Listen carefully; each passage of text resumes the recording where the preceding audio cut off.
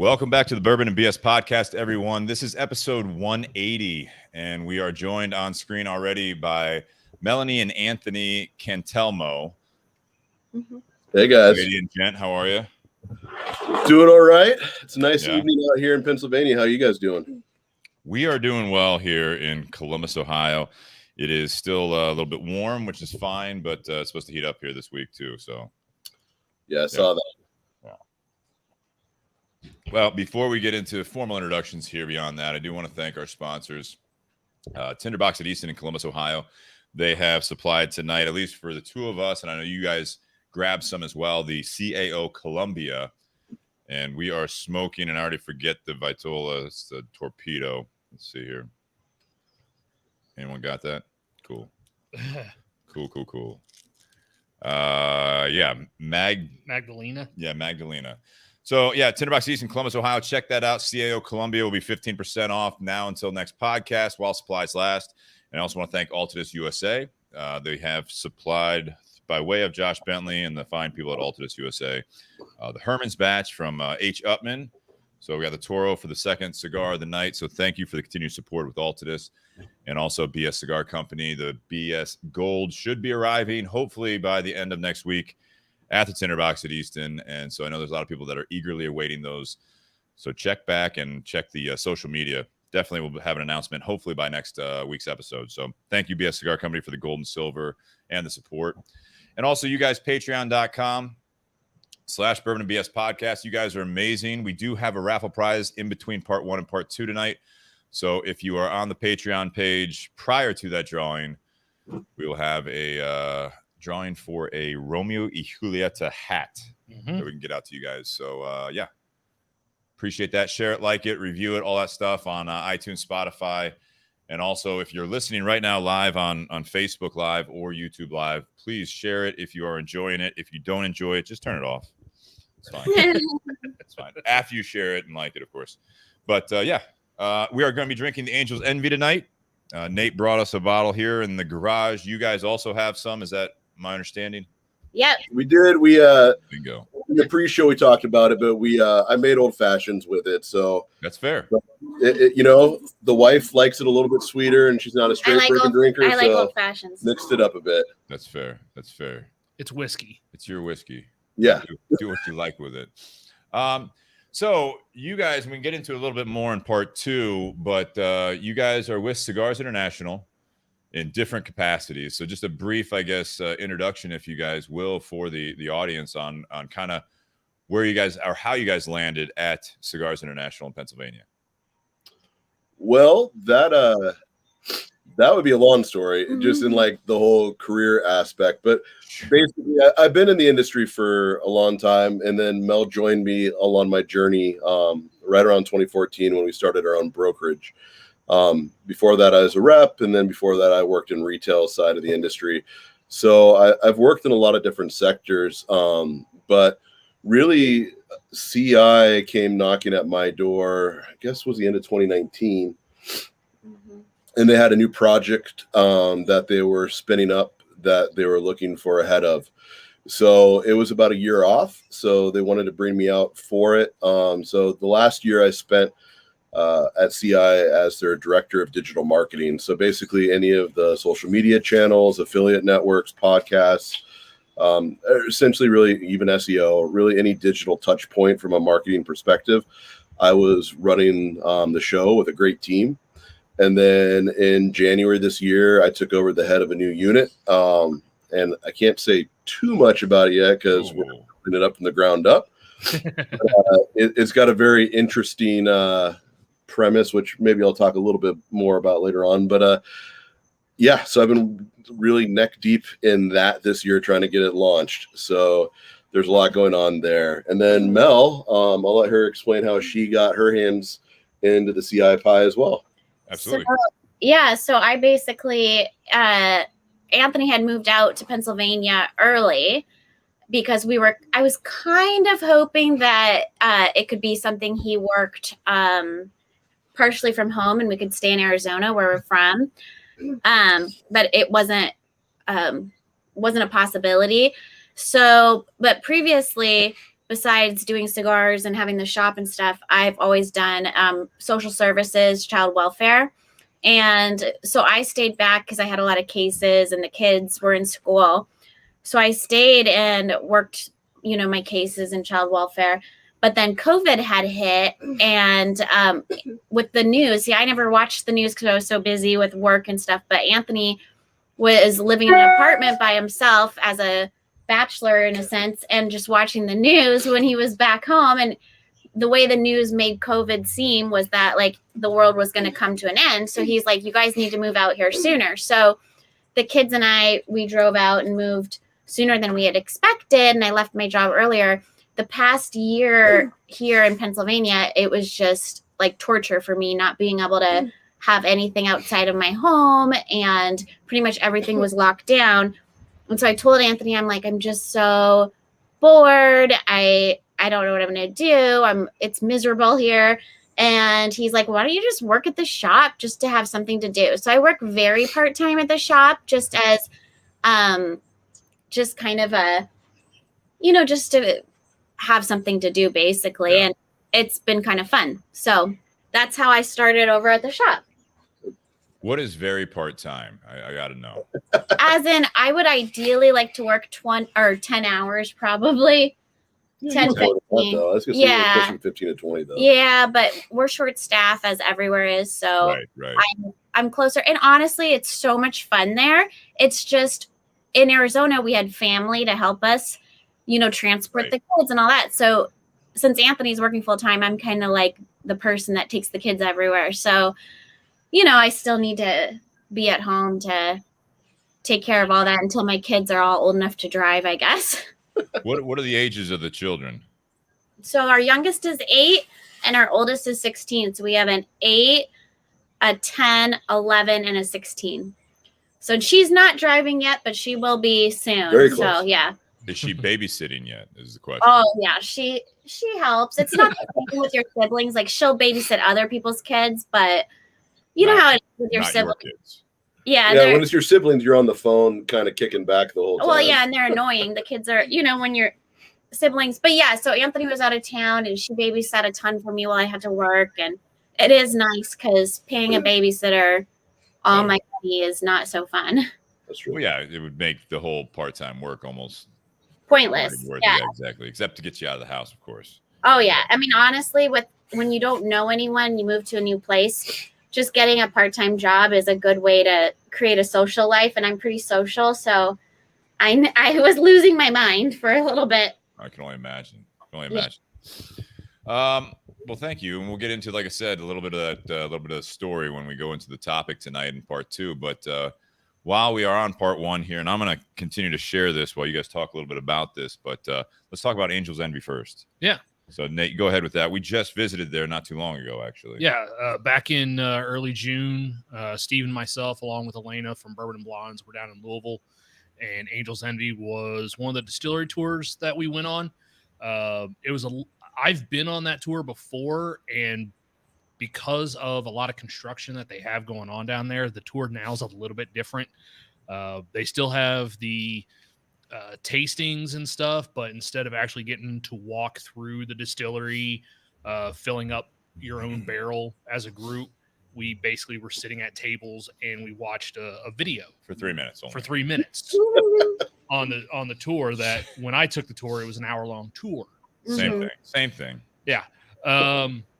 So this was started I think about a decade or more ago by Lincoln Henderson. Lincoln Henderson used to be the master distiller for Brown-Forman, that giant conglomerate of whiskey distilleries. To his credit, he is most known for creating Woodford Reserve, the brand, and also creating Gentleman Jack for Jack Daniels. He spent more than 40 years in the bourbon and whiskey industry. He is in the Bourbon Hall of Fame in Kentucky. He was also from, I think it was Scotch Insider Lifetime Achievement Award. So he had retired, and then he had always had a plan to do a finished bourbon. but finished bourbons were not a thing. With his son, right? With his son, Yeah, Wes. yeah. Yeah.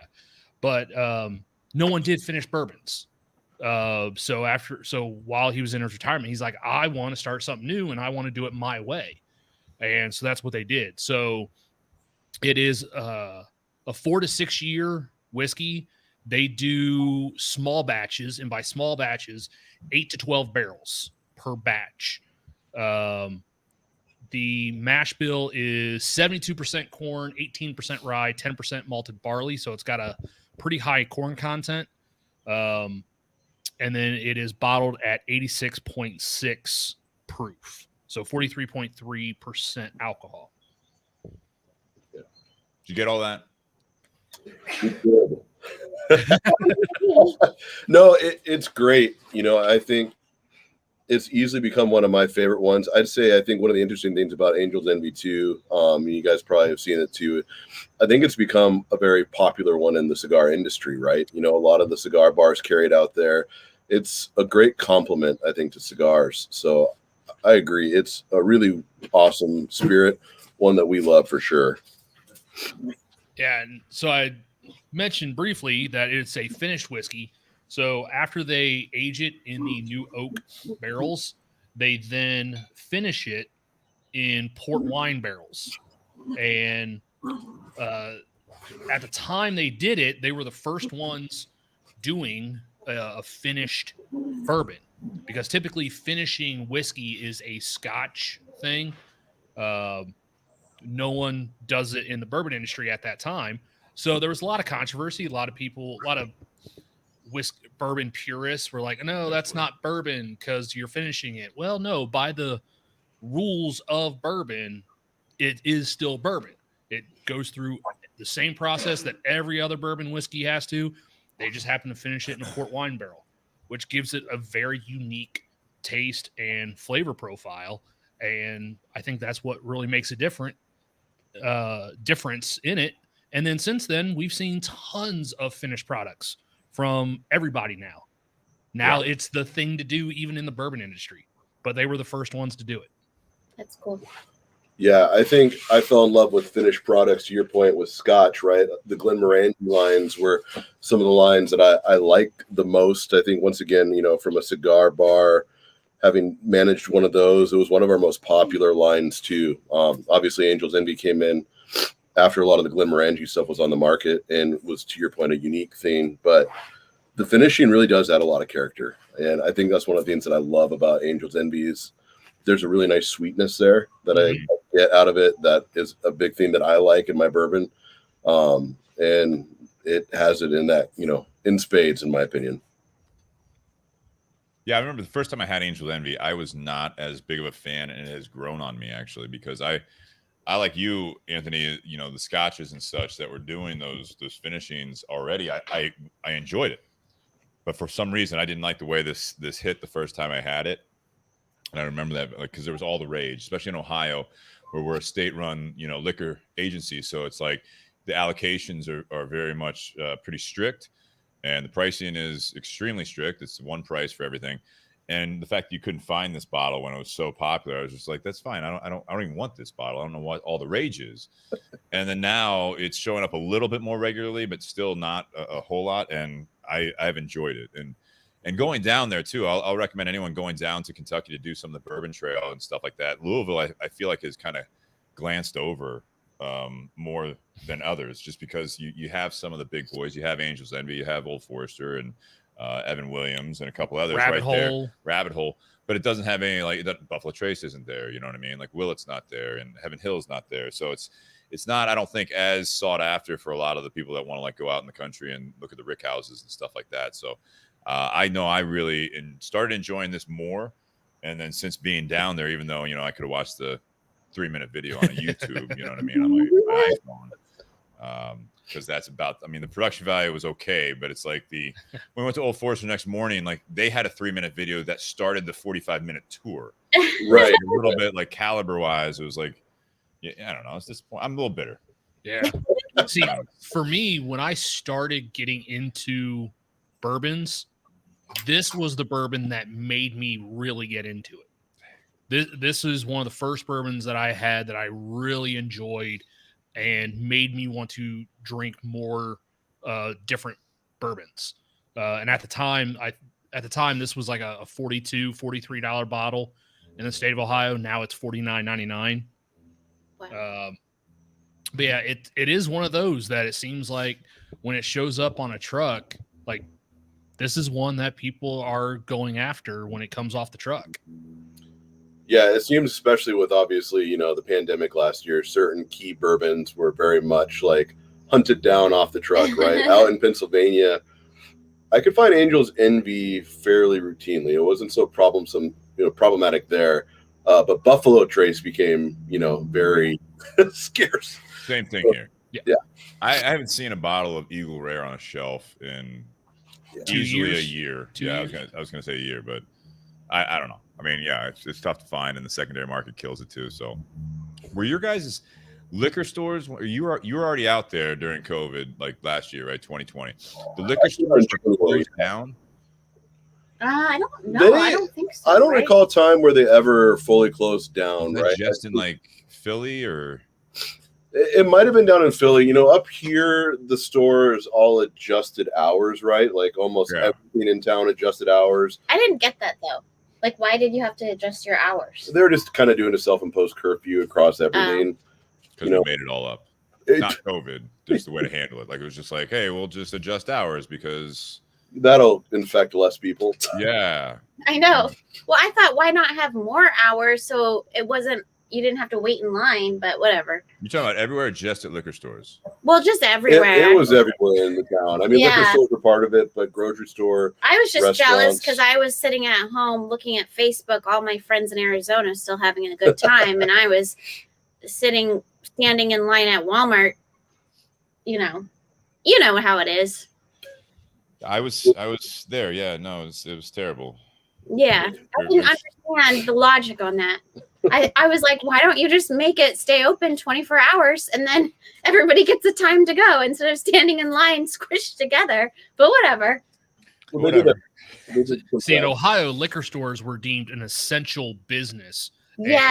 So they weren't allowed to close or shut down. Well, it makes sense. It is essential to many people. Yeah, the restaurants, obviously you couldn't eat inside, but restaurants, liquor, anything like that still stayed on the essential side of the list. So you could go in, pick up, and take out. Obviously, the liquor store that's doing anyway. But like I said, the hours got adjusted a little bit. So we did the same thing at the cigar shop. I mean, in Ohio back in May, basically, it was like April and May, we were closed for 6 weeks. So we couldn't even have customers come and do curbside pickup at the cigar shop. Yeah, even at CI, obviously. They closed down for how long? They didn't fully close down. They always had curbside pickup. They did? You could phone in an order and do curbside pickup. Oh. See, I had no idea because everybody I knew it was pre your time working there. Yeah, everybody I knew that was working there, they were like, we had to go work in the warehouse. Yeah. Well, that's true. They did actually shut down. Yeah, There's just like one or two people that would like do some fulfillment. Yeah. Yeah. We just basically, the owner of the shop and myself, we went in every day. I was running the social media, the emails and everything, trying to get orders together. Obviously much smaller than like CI, warehouse and all that stuff. But it was just every day we'd have, 10, 15 packages, which isn't bad for, a daily thing when no one knew what was going on. And so we do that, send them out, drop them off on doorsteps like DoorDash. And then my house in the afternoon was a drug house when you just pulled in. Oh, did you? The kingpin. yeah. Shannon, who's in the garage here. I live on a cul-de-sac, so like between 2 and 5, there were about 10 to 15 cars coming through, and then texting me, and I'd come out with a package, and they usually have cash. So my neighbor across, when I was still in Arizona, and my job, we went virtual for a little bit, which made no sense, but I was calling Anthony, and I'm like, I'm pretty sure my neighbor across the street is a drug dealer. There's a lot of people that actually just go there, stop and get something and leave. He's like, I wouldn't be surprised. So you just didn't notice it because you were too busy. I was too busy working. And then when I was at home, I was like, whoa. Maybe they worked in the cigar industry or something. Well, I'm pretty sure they didn't. But yeah, I want to give him the benefit of the doubt, but there was no doubt. I'm like, no, that's up. How does he have money and doesn't work? Hey, people work from home doing different things. Yeah. People sell drugs, so I mean, either way, $20. He could have been running his own OnlyFans site. You don't know. Can't judge that I mean, stuff. he could have been. Could be. That's everywhere now, I hear. Yeah. So what do you guys think of Angel's Envy? Nate's like, and I'm gonna blow past that. Not my goal. Y'all know about your OnlyFans. I subscribed last month. Nate? What? you want to put up another banner here? He's got to make Sponsored money. by Nate's OnlyFans. Yeah, everybody subscribe. Nate, sexy Nate. Well, now you have a name for it. No. No. Wow. That's a terrible idea. Wow. Yeah, now I want to move on to the whiskey. All right, yes.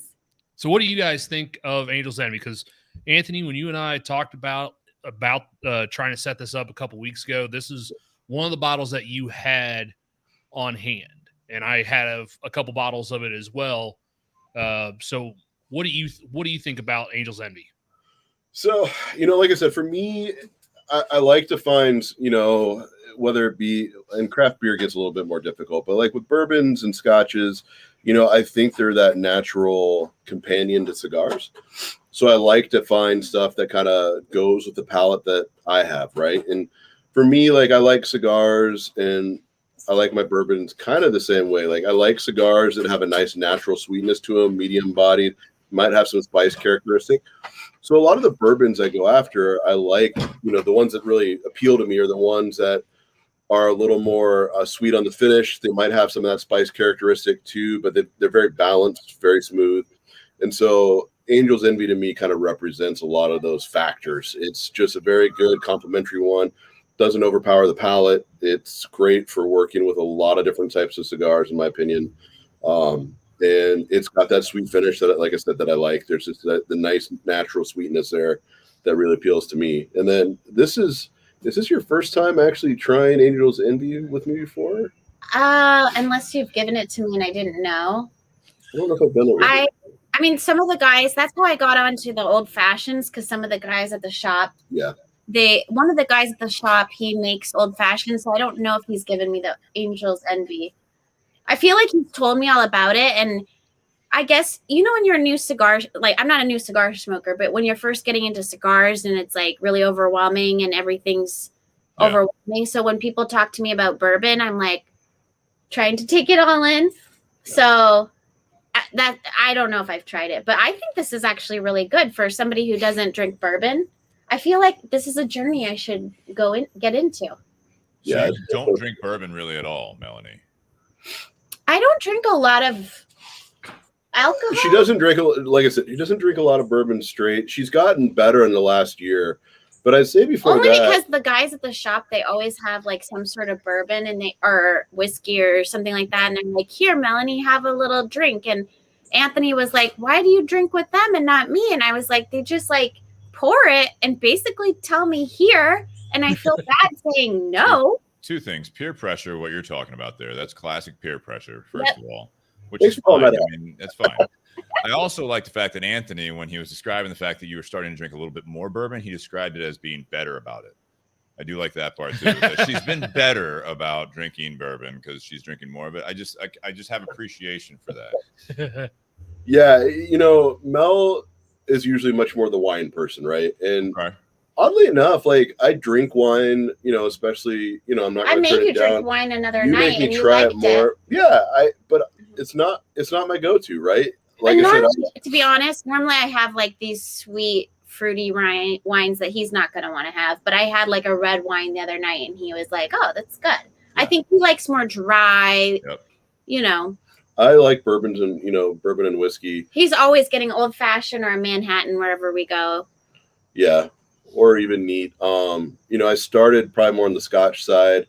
Not unlike you, like what you're saying, Nate. I think there's kind of a journey in a lot of people's like spirit experience, right? And like I started more, for me, it was more on the Scotch side is where I started. It was more what my dad liked as well. So I think that's why there's a little more access to it. I kind of started my journey there. And then as time went on and the bourbons have really kind of evolved a lot, I'd say in a lot of different ways, uniquely over the last couple of years, especially, I'm much more on the bourbon side now than I am even on the Scotch side anymore. Yeah. So that was the same for me. I started on Scotch, but no one in my family drinks Scotch. That's just where I started. And then I transitioned to bourbon, whereas I think a lot of people go the other way around. They start with bourbon because it tends to be a little bit sweeter, and then they work their way to Scotch, kind of like with cigars. Some people start with milder cigars and then work their way up to the fuller body, spicy type of cigars. I think it also depends on age, because I think that, before the bourbon craze, I mean, you had bourbons out there, but, and I'm not that old necessarily that the only bourbons were, the ones that were like, Jack Jim and all that stuff, or, the whiskeys at the bar were Jack Jim and Johnny, right? Those were the big ones. And I think, when I started having like a nightly nightcap or whatever in my 20s, it was Scotch, because bourbon craze was not huge back in the early 2000s. It wasn't as big as it is now. So I think it has probably flipped also just based on bourbon is so goddamn popular. You know what I mean? It's just, it's out there everywhere in your face, cocktails, craft cocktails. And then also it's like every bar I feel like I walk into, they've got their own barrel pick of something. Right. Over. So it's natural, I think, to start with bourbon now. I was going to say, I like this. We can get to that part on the ratings, but I do like this more and more, like I said, and I absolutely do love. I was super impressed with the facility that I did see, at least the attention to detail and everything else, and the pictures on the 3-minute video. I've got like 40 or 50 pictures of the tour from a few years ago when my wife and I went on it on Facebook, and like the groups actually got to fill a barrel and sign the barrel. Oh, wow. So chances are in like a year or so, that barrel that we filled is probably going to wind up in a bottle. Nice. And that's so cool. I mean, I think to your point, That'd be the cool, 3-minute though, if video they- versus that experience, Yeah. that experience is what really, I'm sure, made that tour. It's such a cool thing to do. Too bad though, if when you signed the barrel, you couldn't put your phone number and like have first dibs on the bottle. Yeah, or did you know which one? Because they have the batch number and bottle number. No. On there. All right. Nope. They didn't give us any of that info. For me, Yeah. I'd be like, I have to get that. Yeah, that would be cool. For sure. I know Makers does that, where you can do the own, the barrel wax. program they have. That's pretty cool. And then they do notify you, and then you buy what you want out of that. Switching gears to CAO Columbia. You guys have, you've smoked this before. I assume you're familiar with the CAO line pretty through and through, or no? Is this not necessarily a go-to brand for you guys? Well, the company man side of me wants to say, it's my good. Side. No, but no. Well, yeah. So Cigars International is owned by STG, right? Right. So those who don't know, yeah, that's fine. You can give a little background for sure. It does make sense, right? It's a big. It really. You've got a couple big players in the industry. We're one of the big four. If you saw the PCA comments, not too long ago, if you're not here, you're not relevant. Really aimed at the big guys like us who weren't there this year. But General Cigars is owned, and Cigars International is owned by a parent company, Scandinavian Tobacco Group. Yeah. So, we've got a huge portfolio and, tons of marks that we still own that we don't even have stuff that we do with. And, obviously CAO was an acquisition.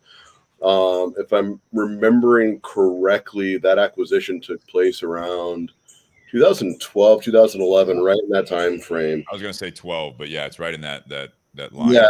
Early 2010s. It was like, I don't know when it was official, but I do remember it was early 2010s around there. Yeah. So, Rick Rodriguez, who's the brand manager for CAO, when he came out, a lot of it was to take the stylistic elements of CAO and, put an STG twist on it, but also maintain some of those core lines. Some of the most famous core lines, of course, that we had in the CAO portfolio were those country-driven types of lines. We have, at the time, there was the Brasilia line, the Italia line. We also had, the Americana line. Yeah. And then, of course, we've added to that. And this is what that is, right? That's that further extension of those country-based lines where we try to feature and highlight certain tobaccos from that country. You know, even the names and the sizes. You know, you have Magdalena, but you also have like Bogota. You know, things like that. There's little nods and allusions to the country mixed in with the brand itself. So I'd say Columbia, at least from my knowledge, isn't one of the more well-known ones, right? Like it's one of the newer ones, but it's not one of the ones that's been the big map maker for CAO, right? Like since our acquisition, the flathead lines, of course, have been the big drivers for CAO. Yeah, for sure. Everybody buys the flathead. Yeah.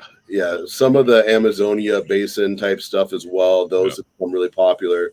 But those are hard to get your hands on. And they can be hard to get your hands on. The Columbia, though, like I said, it's got the bright colors of the nation itself. And it's also what I'd call kind of a bright blend, right? When you're smoking it, when I smoke it, I seem to get, brighter notes in it. It's got some nice little bit of spice. It's got a little bit of dryness on the back of the palate from what I notice as well. And it's just got some good floral notes that I get in there as well. But it's just a nice, I'd say a very approachable blend in the CAO lineup, right? Not a high octane blend that's going to put you on your butt, but also not something so light that you don't remember it either, right? It's got that accessibility and nice kind of medium bodied profile to it. See, I thought it was more like mellow to medium. I put it solid medium, at least for my profile, but I am recovering a little bit from a cold, so my palate is a little bit off. So yeah, it's definitely more mild than the rest of the world series. I mean, that's definitely where I think Ricky was coming out with that. He's coming a little bit lighter. I think if I recall talking to him around that time, he was, because he came to do a smaller event when this was launched here in Columbus, Ohio. And one of the things that there was a question, I still remember this question because it was a great question for someone that works for, again, a brand as a brand ambassador for a much larger business.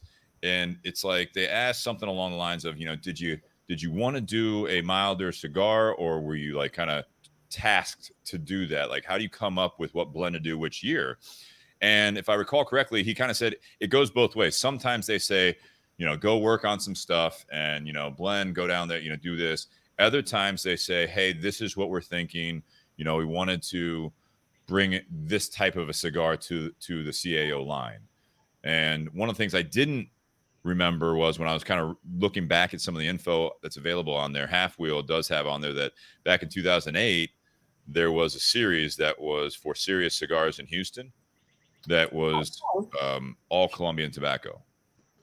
And they did that. Then it was a small thing just for them. And then I guess when SCG bought it, the name and all that stuff is that they somehow this came back to fruition. Obviously not a full-blown Colombian tobacco cigar. Likely because, and they can give, they have a reason on here, but likely because that's a tough thing to blend. I don't know of a full-blown Colombian tobacco cigar. It would be a tough thing to do. Obviously, a company as large as ours, we've got a lot of resources. So if we wanted to do that, I'm sure it's something we certainly probably could have done. But to your point, I think there's enough other tobaccos. When you're featuring it, sometimes, right? You want to put other things around it that build up the blend and feature that special factor. And it does have that special factor of Colombian tobacco in there. And so I think they just use that to kind of build up the blend. Yeah. And this one is, I don't think we went over it yet, but this is a Honduran wrapper, I believe, Cameroon binder, and then Colombian filler. So it's still a unique blend. Or do you have different info? That's just what I was able to. I'm trying to remember. I think you're right on all the components. The only thing I'm questioning is I thought the wrapper was Nicaraguan, but I could be wrong on that. I'd have to double check it. But let me look on your guys' company's site here. Yeah, pull up the. Hang on. I'd be totally wrong. I have no idea. I should know, but I totally don't. It seems like the CAOs really do sell themselves at the shop, so it's not something I ever have to know a whole lot about. I feel bad. See, I started smoking cigars when I was in college, and by way of recommendation, CAO was one of the 3 brands that I was told to start smoking. Yeah. And so the first ever cigar event I ever went to was a CAO event with Miguel Chodel and Eileen Osgener. And that's when it was still owned by the Osgener family. And Miguel is the best. Yeah. And, Then fast forward 5 years later, Miguel was a groomsman in my wedding. No Yeah. way. Oh yeah. He's the nicest guy. I love him so much. He Not is. like that, but I mean, it's nice to find somebody in the cigar industry that's a solid person. That's so cool. He's also the show's resident rum expert, by the way. So anytime he's on, we have to do rum instead of whiskey. Yep. So I'm gonna I looked this up. It is a Yamastron wrapper, Cameroon binder, Okay. Yep. Colombian, and then further information, Brazilian Matafina in the filler. So you got a little Brazilian in there. That Yamastrom actually makes sense because it actually reminds me a little bit of the Aroa Yamastrom that they did. Or the CLE Yamastrom, or was it Aroa? That was Aroa. Aroa? Yeah. Just that flavor kind of reminds me of that. Yeah. This is one, it's funny, you guys talk about, like, you talk about, like, CAOs you don't have to really know as much about just because they do, like, they're so popular to certain people. It's a very recognizable brand. When I smoked this cigar, not to go off to a different brand necessarily, but one that outsells this, at least in my shop, and I think in a lot of shops, that because, and it's got that Cameroon, different part of the cigar, but it smokes a little bit more like a Oliva G for me, a Oliva G Natural. It's got that kind of, like you said, the dryness, it's kind of got that real earthiness that you get from some Cameroon blends. And I think that they already had the Cameroon anniversary cigar in CAO's line, so I don't think they were going to go that route. So I think this was there was a purpose there, especially using the Colombian tobacco in the filler. But I think that this my own 2 cents, it might sell even better for CAO in general if it was called the CAO Cameroon, just because that's a more recognizable blend name, I think, for a lot of the industry, because you see that a lot more. But that's kind of what I haven't smoked this cigar in a while, but that's kind of what I'm getting, remnants of is smoking something like that. And that may just be because it's in my head about the Cameroon or binder, but it's got that kind of dryness. And I was going to say, to your point too on that one, the Cameroon holds a special place in a lot of like OG CAO smokers, right? Like you go back to the guys. I love Cameroon tobacco. Yeah, it just hits right for a lot of guys, and Cameroon is not done nearly. It's a harder thing to work with, harder to get a hold of for a lot of people. You just don't see a ton of it in market. But guys that have experienced, CAO Cameroon or some of the other Cameroons out on the market really have a special place, in their collection for those types of sticks. Yeah. Our floor manager, Paul, he loves a Cameroon wrapper for sure. Yeah. Well, John Wrapper? does too. Wait, did they do a Cameroon wrapper? Yeah, we were talking about the CAO Cameroon. Sorry, No, it's a CAO Cameroon. It used to be in the gold boxes and that gold band. Yep. And I just found this out. You guys probably already know this. And for those that don't out there that are CAO fans, they have marketed that the anniversary Cameroon and Maduro. They don't look anything like it. They really did a refresh. They dressed it up a bit. A lot of like intricate design on it, as opposed to just that straight in your face red or gold box. So I have not heard that. See, there you go. See, yeah, I don't remember all that. So I do remember it wasn't John Huber with them. He started them. Yeah. I know a lot of not people who are really into cigars. They will say to me, I liked CAO originally before it was bought out, but I noticed that people who come in and regularly buy will buy a box all the time, like the same one all the time. You know what I mean? I think it's still their top SKU, if I'm not mistaken. Yes, I would think so. For general, for sure. CAO for what? I'm just thinking for general, CAO is really popular. Yeah, I'm saying the Brazilian, I think, is still their best seller. Yeah. By far. Oh, yeah. Actually, I'd say the Flathead series has probably eclipsed everything. Oh, my gosh. Yeah. Be pushing if it hasn't beat it. You're right. Yeah, I'd have to double check that, but I'm pretty sure that one has. Yeah, I know in the there's shop. There's a wild popularity behind it. I know in the shop, like, because I'll look at, like, the most popular. I always find that fascinating for whatever reason. And I know it's always a flavor. Usually it's the Drew Estate, the one that the legend they make for us. But Yeah. As far as general goes, it's CAO for sure. People come in and buy that like crazy. There's actually this girl that comes in and she will buy up all of our Sons of Anarchy cigars. And I asked her, I'm like, oh my goodness, why are you buying all these cigars? And she's like, well, I don't even smoke cigars. I just want the box. And I was like, well, we could just sell you or pretty much give you the box. No. She's like, no, we want the cigars too. It's just so weird to me. I like to see people's buying trends. That's something that's like fascinating to me. But something about CAO, people just buy it like crazy. Yeah. Well, and I like what Ricky's done with some of the more recent blends. He's had funds with it. Some of the marketing, the flathead was a big thing. In fact, a quick story there is that when he was in Columbus before that was launched, and I was fortunate enough to try one of the prototypes of the flathead before they were flat. He had one that was a box press, and everything else was round vitolas, and it was. I remember we were smoking it with that typical like prototype blend band on there. It's just white, and it just said like the code and then the side, like the length and gauge. And I remember smoking that with him and Brian, the owner of Tinder Box, and we were looking at him like, "What is this now?" And we're sitting there thinking, like at the time, it was there was still a huge, and there still is some popularity, but there's this huge craze, at least in our area, about Liga Privada number 9s. And we were smoking this, and I'm like, "Are you fucking taking a swing at like a higher end CAO? Like, what am I smoking here?" And he said, "Well, it's going to be a little different when we get to production," because he was talking about, I think, the design of doing the flat, flathead, the box press. But I remember smoking them when they first came out, and I know there is a round one out there. Do you guys sell the round one? Someone sells the round one. The Steel Horse? No. There is a round shaped flathead online somewhere. Yeah. I don't know who sells that, but I've given Ricky enough shit about it over the years that I wish he would just do a flathead round one for brick and mortars, because that blend smokes extremely well as a round cigar. Yeah, I'm trying to remember the details on that. I know what you're talking about. It's just slipping my mind right now. That's the problem with working with a company as big as STG, is that for sure, yeah. You have the general lines, but then you also have all the proprietaries too of the CI like umbrella as well. Yeah, and there's just so many. Yeah, for sure. But it's fun. I mean, like I said, we've got a wealth.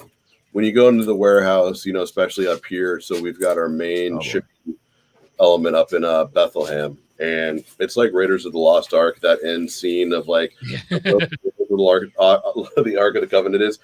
That's what like our warehouse is with cigars. It's just row after row. It's really incredible. I'd love to see that someday. Yeah. Since we were talking about Cameroon and CAO, one of my all-time favorite CAO blends was the old CX2. Oh yeah. The double Cameroon, yeah. Yep. I haven't seen. I think I have one of those in my humidor still. You should smoke it, man. Yeah, pull it out. Oh, yeah. That sounds nice. Yeah, it's there it is. Yeah. There's some original stuff from the CAO lineup that was definitely great stuff. I think, for me, their Connecticut was probably the first one that I like really approached when I was like young and in college as well. And, it was an affordable cigar. It hit right at the time for learning about sticks. It wasn't as, expensive as like an Ashton, which is like one of the first Connecticut's of a higher level that like someone gave me to try that I really liked. Right. So I was find that value, zone underneath it. Wasn't that called the Gold? Yeah. Yeah, and it's still available as well. Yeah. Yep. Yeah. Still around. Never sells though. I Yeah, hardly sell, but I hardly ever have to restock it. It's because our Vegas Gold is probably a better seller across the board, especially in the CI stores. Well, I think it goes with waves too. While we're talking about CAO, I mean, again, Ricky being the brand ambassador, and I'm not going to tell him how to do his job. Even like he's been on the show a couple times now, and I'm trying to get him on in the fall here. But just like a lot of other companies, they don't focus on their whole portfolio as time goes on, and things get lost in the mix. So unless you have a someone that smoked them like you did years ago, and you've just stuck with it, like some Ashton Classic smokers or Monte Cristos or Romeos, the guys and girls that just smoke the same stuff they've been smoking for 20 years. I mean, Ricky's coming out with this new stuff, and he's going to, obviously, a lot of the press and the advertisements are going to be about that. Now, I have seen like the CAO Gold in some of the ratings in some of the magazines, but it's, unless it's on a top 25, or unless you're just, you know, kind of nerded out and you look at the ratings and you have to like make sure you buy anything that's over a 90 every month when you see this magazine, whatever it might be, you're not going to go out back and buy it. Or you're going to look at something like a CAO Gold and you're going to be like, you know, that was a good cigar. I'm going to go buy something different. Like, it's just trying to wrap your head around why it's not focused on. I mean, that's part of it. So, well, go ahead. Sorry. Oh, sorry. I was going to say, like, I don't know if it's my generation. You were saying that today in a meeting, but I always, the first thing I look at is the new section. Yeah. So if I were to go to a cigar shop and somebody said, hey, you need to smoke this, usually I'm like, oh, what's new? I want what's new. Exactly. Not what, you know, I even do that when I go to the shop, and I'm like, I'm there every day almost. I walk in, I'm like, what's new? And I literally know what's new. And sometimes they'll just put the same stuff in the new, like just rotate it or something that's not selling well, but just get it to sell. But, you know, it's just something like in my generation, we do a lot is. Well, I'm sure you guys do the same thing too at your guys' shop where we do get a lot of that. And it's funny, as you know, to your point, Melanie, too, it's like being there every day. And you go like, well, you keep trying the new stuff, or you're like, hey, I haven't smoked this in a while, I'm gonna do this and all that stuff. And then you go like 2-3 weeks and you're like, I haven't smoked any of my favorite cigars in almost a month. And then you go back to something that you know you like and you light it up and you're like, why am I doing this to myself? At least let me throw some of these, like, you know, known favorites into my rotation instead of just getting caught up with the what's new. But to your point, we get that a great deal, like what's new. Yep. Like people that we see weekly or daily or whatever, that's one thing. But other people come in and like, they're like, what's new? And you're like, when was the last time you were in? Or what's new to you? Like, as far what time, you know, frame. And some people are like, well, I don't know, in the last 6 months. And you're like, oh geez, here we go. Let me see. Yeah. Like mild, medium, full body. And they're like, oh, anything, what's new? And I'm like, okay, let's I think just wants what's new. Help me help you. Yeah. So I either get the what's new or what's the most expensive cigar you have, you know, stuff like that, where you're like, that question. Yeah, we get that too. Or do you have Cubans? Hate that question. Yeah, that's like those are the big ones. But yeah, you're absolutely right. And I should do that more often too. Even like when somebody comes in and they say what's new, instead of just going to the new section, I should be like, what, you know, how long? Like, what's the time frame? I didn't even think to ask that. Yeah. Because sometimes you do just throw out the newest one that you know you got in, or one that you're excited about, which is fair and all. But yeah, I mean, I think that's something to be said with that. The Cuban one's always funny when you get in this typically very friendly debate on, you know, it's like, well, no, it's legal now, and you're like, well, it's actually not because of this. And they're like, no, I'm pretty sure it's legal to get Cuban cigars. And I'm like, well, unfortunately, like, no, if that shirt that you're wearing was made in Cuba, you could not import it and sell it in a retail store. And they're like, are you sure? I'm like, okay. You're like, we close in 6 hours. You got 20 minutes left. That's it.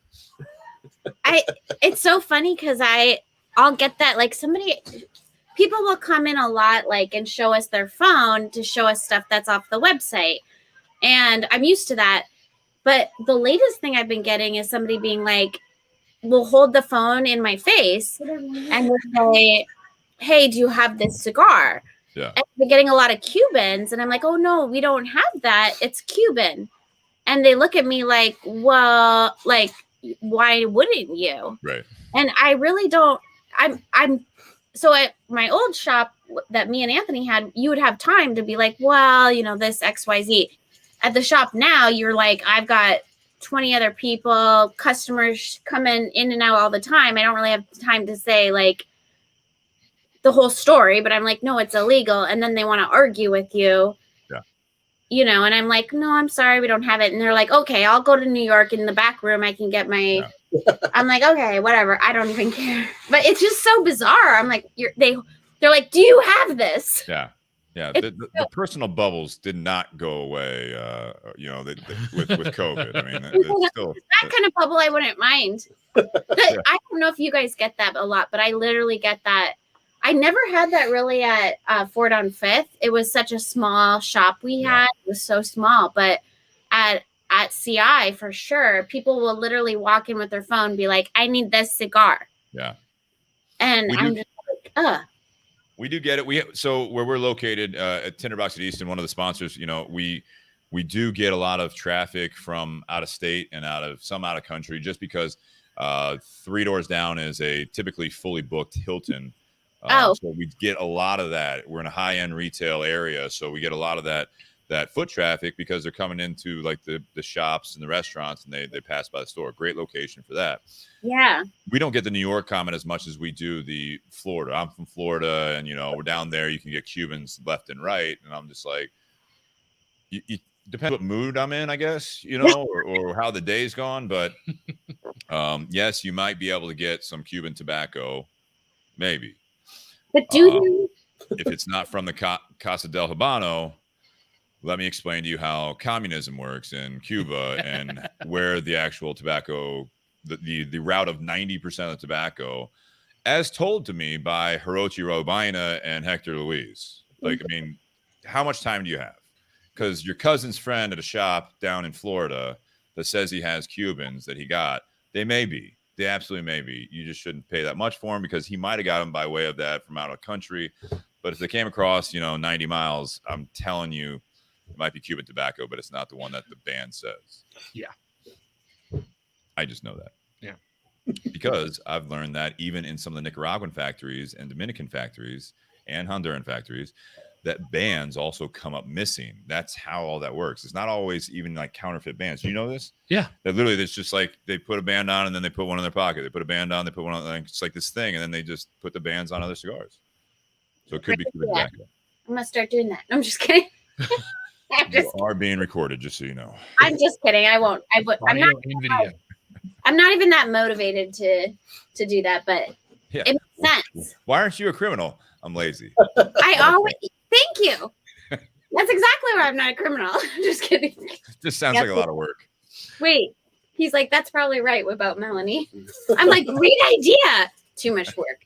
Too much work. All right, what do you guys think of the Columbia? And then we'll get to the ratings here. Yeah, so for me, like I said, I think it's a really approachable cigar, mild plus, medium bodied, somewhere in that range, and just good flavor to it. I think, like I said, approachable would be the key word for me. Is that if you're looking for that cigar to try out, to experience, to get some unique flavor, but it's not going to blow your doors off as far as strength profile goes. It's a very good cigar to seek out and try out. Gotcha. I'm just happy that I'm not bored by it. I actually have not smoked the CAO Columbia, but I notice like sometimes I'll try certain things and I'm just like, I'm bored. It's very boring. No, this cigar is not boring, so I like that about it. It has some complexity to it, and it's a good direction to put people in who are kind of stuck with the same old cigar. For sure. All right, Nate, you said you like this cigar. You like Cameroon. You like the. I like Cameroon. I've never smoked this cigar before. You've never had a Columbia? No. That's one of the reasons. So maybe why... this is part of the reason why it's not selling as well, because even the people in the industry don't even smoke this thing. I know. I got to ask Ricky when the last time he actually smoked a Columbia is, and I want to see what his answer is. Not on camera, but just I'm curious. Just text him. Like, oh, I totally forgot I had that cigar. Yeah. Hey, Ricky, next time you're on, I want to do the Columbia. It's like, what do you want to do? Which one? Wait, Yeah. That's my cigar? We still make that? Huh. Okay. All right. So this is the part of part one at the end of it before we go into a quick intermission, and then we'll roll right into part two, which tonight's topic is take the good with the bad. And are you guys still good to keep going? Don't feel pressured if you guys got to go, but would love to have you stay a part of part two.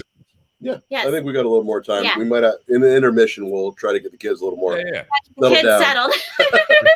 For sure. They're running So like maniacs. when we're doing the ratings, the whiskey cigar and the pairing, you guys did old fashions with the Angel's Envy, correct? Yeah.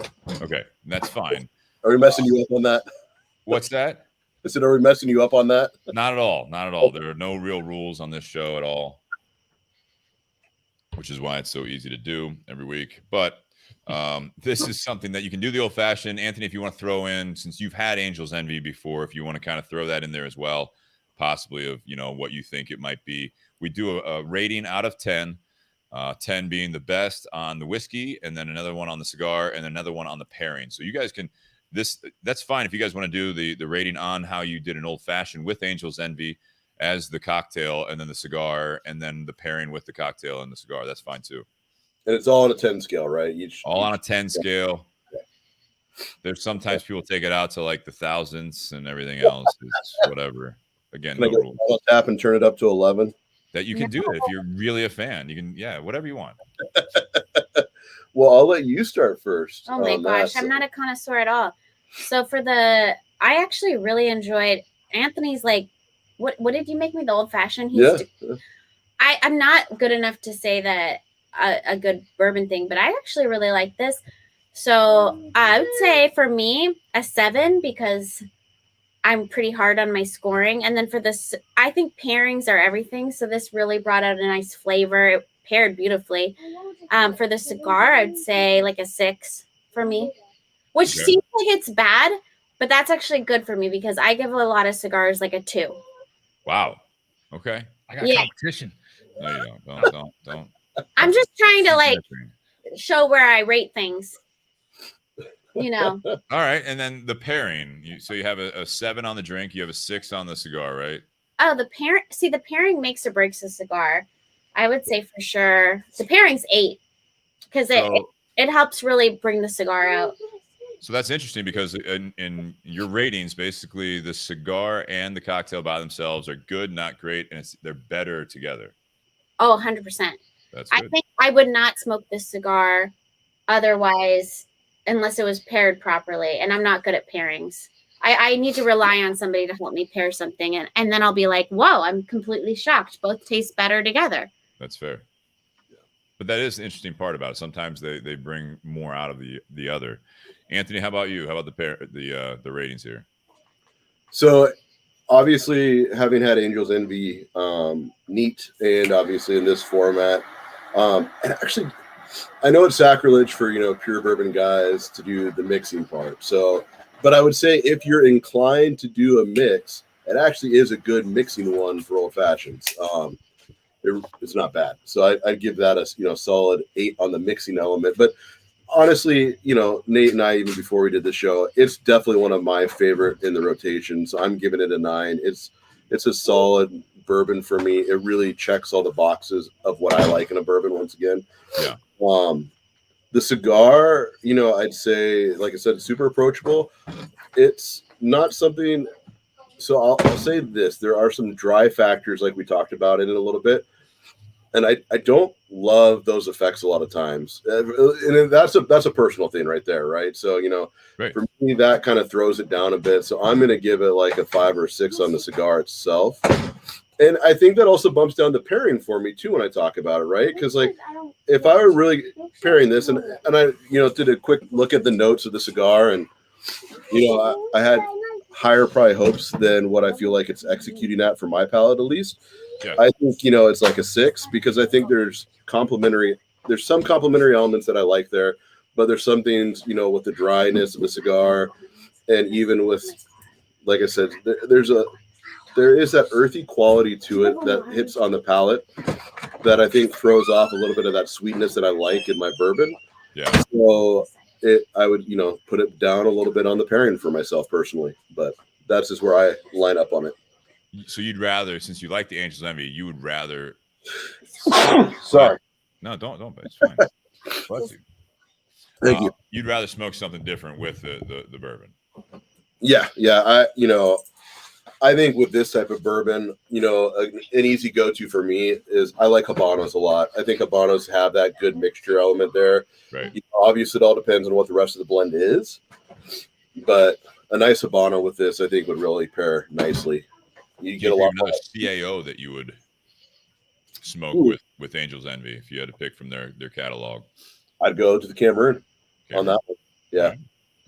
I think that would execute better. All right. Nate?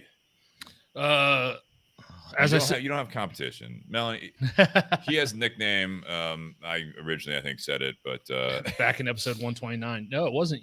It wasn't you. the Russian judge. I think it was Caesar. I don't know, but now we're getting comments. Yeah, more Russian judges tonight. So think about the '80s Olympics. So go ahead. So as I mentioned earlier, this is one of my favorite bourbons. This is one that got me into bourbon. So on the Angel's Envy, I'm a 9. I really do enjoy this bottle. I always try and keep a couple of them on hand just because I like them so much. When we were down in Louisville, I bought the rye because the rye is harder to get in Ohio. So I'm a 9 on the whiskey. On the cigar, I'm kind of that same ballpark with you guys. I'm a 6 on the cigar. It doesn't have a whole lot of flavor for me. It does have that kind of dry floral note to the flavor. There's just not a lot of flavor. And I think one of the reasons for that is even though I haven't had any construction issues with the cigar, it hasn't tunneled, hasn't canoed. When I smoke it, I don't get a lot of smoke. And a lot of the flavor is going to be in that smoke. So when you smoke a cigar that's got this real thick texture smoke, like you get a lot of flavor in that. There's just not a lot of smoke on this cigar, so I don't get a whole lot of flavor from it. And then the flavor I do get, I'm just not a huge fan of. I'd rather smoke a Cameroon, just a straight Cameroon wrapper, whatever, like an Oliva G that we mentioned earlier. Yeah. Like I'd rather smoke that than this cigar. So then for the pairing, I'm a 7 on the pairing. I think this cigar knocks the whiskey down. When I was thinking about cigars to get, I figured because the shade on this wrapper that this would be a lighter bodied cigar. And I know Angel's Envy tends to be a lighter bodied whiskey. So I didn't want to pick a cigar that was going to overpower this whiskey because I love this whiskey. And this is a cigar that Angel's Envy overpowers, which surprised me as soon as I started smoking this and drinking the whiskey with it. I was not expecting it to overpower the cigar whatsoever. And I prefer the flavor of the whiskey than I do the cigar. That's fair.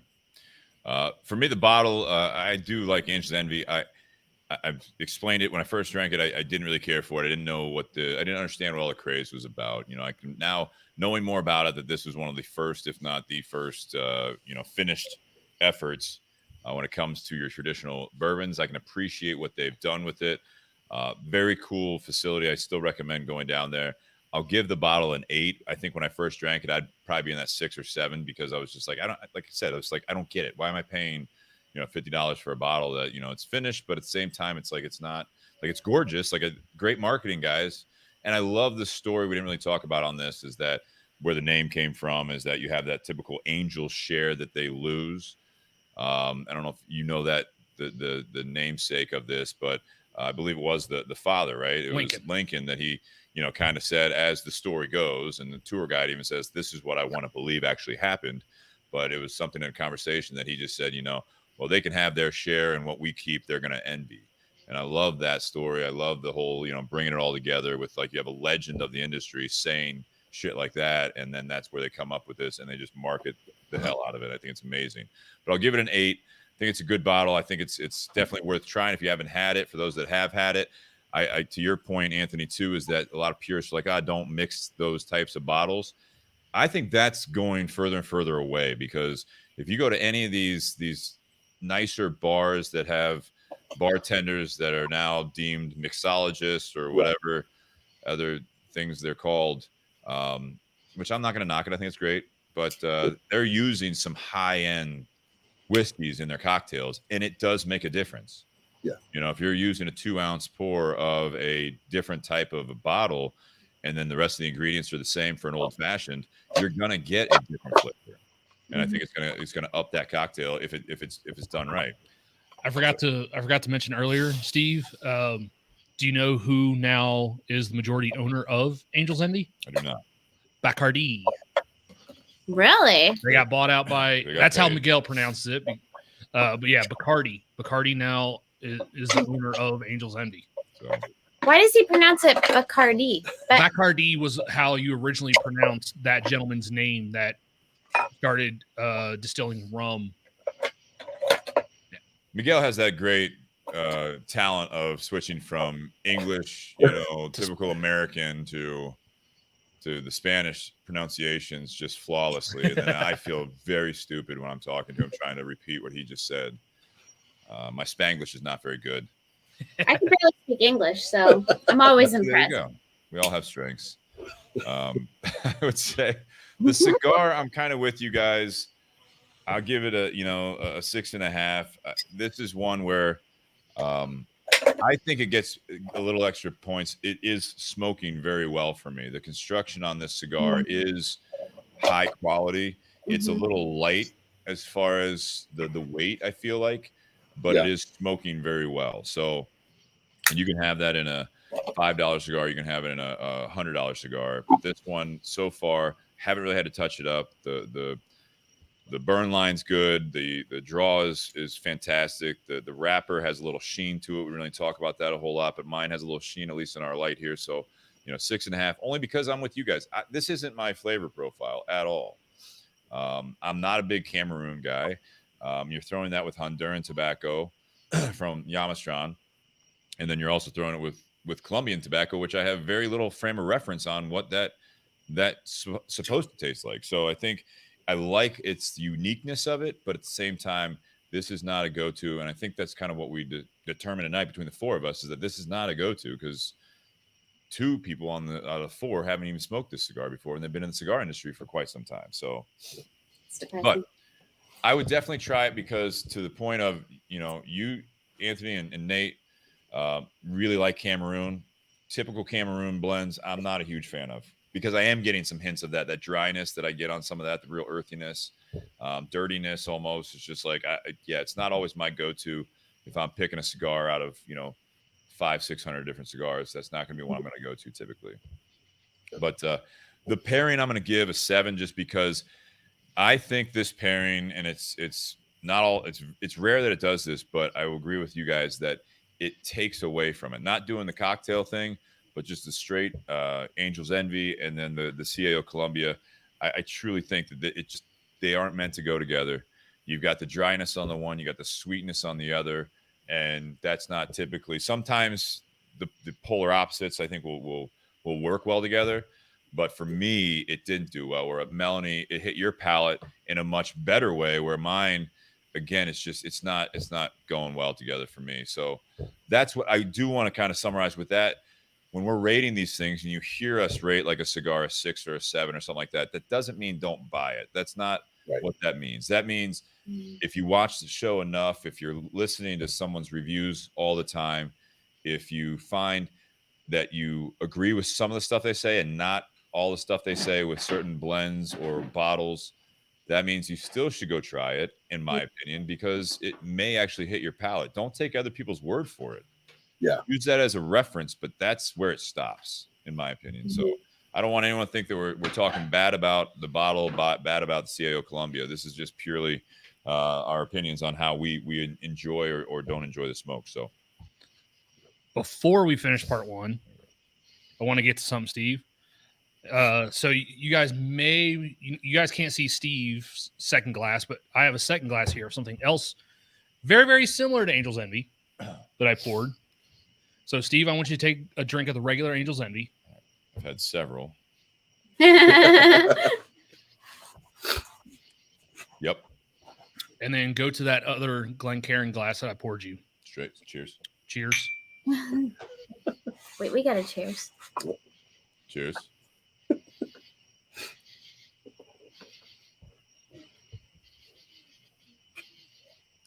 Very different.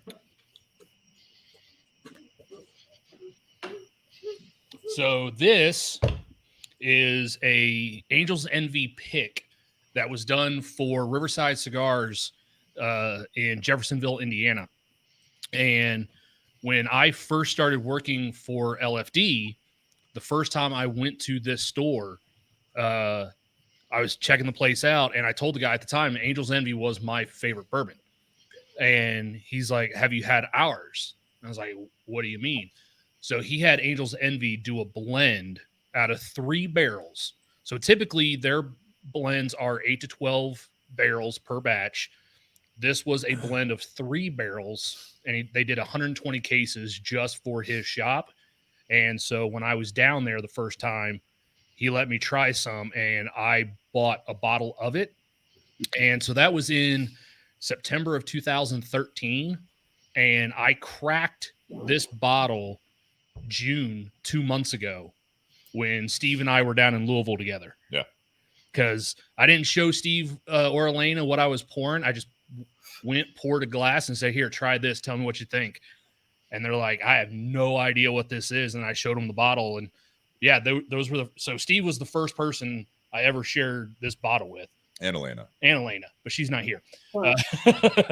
Yeah. So Steve and Elena are the only other people that have gotten to try this bottle, but I wanted to bring it because we were drinking the Angel's Envy and I wanted to have those side by side because we didn't do that when we were in Louisville. Side note, Elena did ask during the show a while back if we could send her that OnlyFans link. So, you know. I'm the first subscriber, so. Anthony, I didn't. I mean, you might have 2 subscribers already, so to the start of an empire.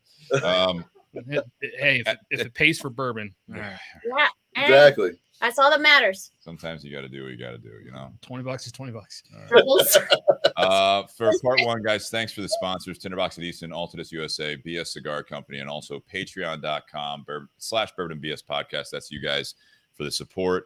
We're going to do a drawing here for a Romeo Julieta hat for the Patreon members during the intermission. And then we'll roll straight into it. If you guys are listening live, if you need to take a bathroom break or do whatever as well, tune back in here shortly, probably about 5 minutes or so, if that's enough time for you guys. And then, guys, Anthony and Melanie, thank you very much. And thank you for sticking with us through part 2 here. Sure. Thank you for sharing your knowledge and everything else and your opinions on the part 1 with the cigars and the whiskey. Looking forward to part 2 here. Guys, cheers. Happy Whiskey Wednesday. And if you're listening to the audio only, make sure you click on part 2, and we will see you guys in just a bit. Awesome. Clear. So if you guys need to take a break, or do you need to hit end broadcast, or are you gonna? No, we're gonna go straight through. Oh, we're just gonna leave it. Yeah. All right. Cool. Yeah, we're gonna go straight through. Yeah, I'll go. I'm gonna go reload and all that, so I'll be back in a minute. Yeah, no problem. So I'm gonna pull up the Patreon here while you do that.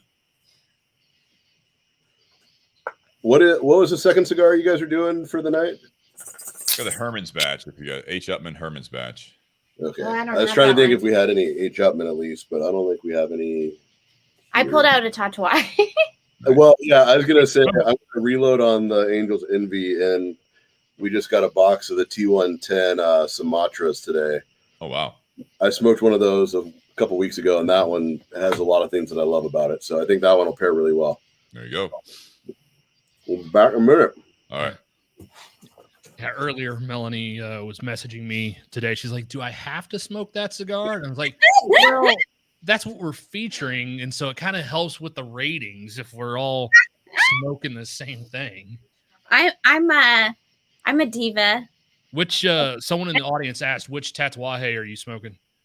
I'm doing the broadleaf T110. So, wait, how do I? Here, wait. I'll just. You can't really see it, but He's gonna highlight you. There you go. oh, her. Sorry. Let me try to show. I don't The think I smoked that one. Is that's a newer one or no? I should be. I used to read everything, and now I'm like, I don't know what is wrong with me, but I don't do anything. But he's re-releasing old brands, so I think he brought back. It was probably a T110. I think what he's doing. Anthony will know more. I honestly don't pay attention anymore, but he's bringing back. You know how Pete would do this, the shop exclusives. Yeah. And I'm assuming because of the predicate thing, but nobody really pays attention to that anymore. He's bringing back some of those old shop exclusives and then releasing them every couple of months or so. So, I was excited about this one. It's really good. Yeah, So- I don't recall having that one. So yeah, he's doing. Honestly, he had so many shop exclusives. It was really hard to keep up. And then by the time you would call to get one for yourself, they're sold out. So Right. Well, that's one of the reasons why he was so relevant, I think, for a long time too, though. yeah, no, definitely. I mean, I think it's great because he does appeal to the downside. I was talking to Anthony about that, like even with crowned heads, is that, you know, people will be like, I want the Las Calaveras, this one, or with Tatuaje, I want, you know, I like this one specifically, but they don't go back to the like main lines, you know, because they're so used to getting all these new, what's new. And that's definitely our generation. But what happens is they move on to a whole new brand. Yeah. So it's the positive and negative of it, right? Yep. And then as a retailer, sometimes it'll go, you know, like the Las Calaveras is a great example of crowned heads, is that, you know, some years they sell like crazy. And they're fantastic. But even sometimes the good ones, you know, like we had I forget what year it wasn't that long ago, and we had I think it was maybe that lime green one. Yes, that one did. Calaveras 26 or it was 2017, 17 or 18. But anyways, like we had it all the way through until the next one was released, and then like Miguel was, you know, asking, or customers would ask, like, "Hey, you get the new Las Calaveras?" And I said, "No, we got last year's right there on the shelf still." And they're like, "Yeah, but are you getting the new one in?" And I'm like, "We have last year's still on the shelf. They want the new one." I know, but the point is that they were trying. I'm trying to like be nice and say, "No, we're not getting the new one because no one bought the old one." So it's it does make it really hard for retailers to kind of have an idea, try to forecast, like, okay, people are they gonna say you bought, like, I'm thinking of a small shop like what we used to have, you know, Cigars International is a whole nother world, but small shop, you're like, okay, I'll buy 20 boxes. Yeah. And it could be like a crazy seller, and all of a sudden in one day you're out of 20 boxes. And then you're screwed because they're already sold out. Yeah. Or you could be sitting on those 20 boxes, and then next thing you know, you can't sell them at a discount because then they won't keep selling to you. Right. There's just a whole lot of things. It is really hard to forecast as like a shop owner. And it's funny because I don't read all the details and stuff now because I don't have to, it's kind of nice. I don't have to worry about that stuff. You know, I just have to sell the cigars that are on the shelf. But, you know, when you're doing the buying and all that, makes it really difficult, you know, because for whatever reason, that lime green one was really good, but people don't go just grab it. They don't grab it. We still have some at our store. Do you? Yeah. We still have boxes. Yeah. Was the red one the 2019? Yeah. I can't. And the purple was 2020. Yeah, we didn't get the 2020. Yeah, I smoked the 2020, the purple banded one, and I'm like, man, I love that red one. I love the 2019 one. Yeah. But kind of what you're alluding to, like, I can sell the shit out of the 2019 one. I don't know if the only people that are going to be buying 2020 are people that really want it. Yeah. You know what? It's crapshoot too, because you know, even like we didn't pick it up, and therefore, and then it's like no one's really asking for it. So it's like, oh, you made the right move, unless you really liked it and you're pushing it as the retailer and saying, hey, have you had this? Or if someone says what's new, like you said, and then you push them towards that limited edition. Then you have the option of sometimes people will be like, I smoked last year's, I didn't really like it. And you're like, well, this one's different. They're like, yeah, I didn't really like last year's. I'm like, okay, cool. Well, and the other hard thing is, I know I never push on, and I shouldn't be like, it depends on the customer, but I know when we had Ford on Fifth, and even now, if it's a limited edition and it's a customer that wants just to smoke the same cigar over and over, I don't want to push it on them because then they're disappointed that they can't keep buying it. Yeah.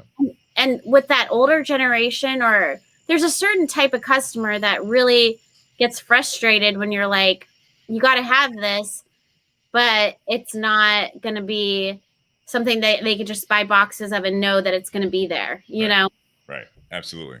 Yeah. So absolutely. Definitely hit or miss. It is. During the intermission, do you want to pick a number, Melanie, between 1 and 19, including 1 and 19? You can pick any of those numbers. I am going to do, I really like the number 16. 16. Mm-hmm. Count up from the bottom then. 19, 18, 17, 16. 16 is Sean Wilkinson, who's in the garage. He's in the garage. He's Hi, in the garage. Sean. Yeah, sure, buddy. Sean has been a patron since December of 2019. We expect your. That's great. Okay, I will.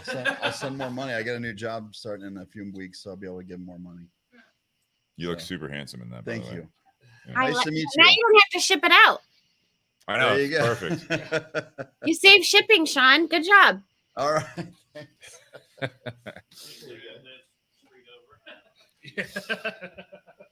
We'll just drop it off at your doorstep if you weren't here. Do a drive-by. Have Tony carried in his mouth.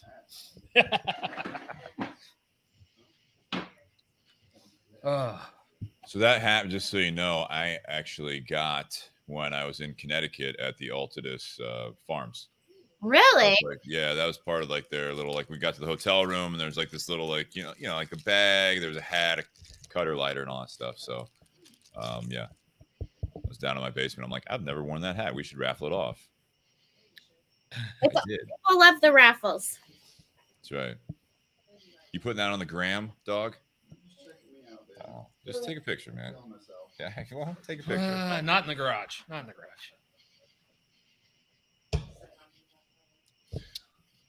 Yeah, Melanie, that's a cool trip. I don't know if you've been out to Connecticut at all. Technically, this is private. No, I need to go. I haven't been anywhere, basically.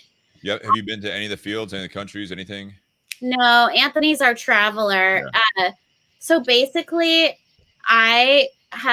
we've literally had our kiddos, like, and I'm the one that gets That makes sense. stay home. So, you know, I always figure we get offered the trips all the time, but Anthony really appreciates it more than I do. And I just worry so much when I'm away. I'm not in the stage where I like just love to go away and travel yet. Yeah, that makes sense. Yeah. Actually, I had an issue with, I'm Canadian.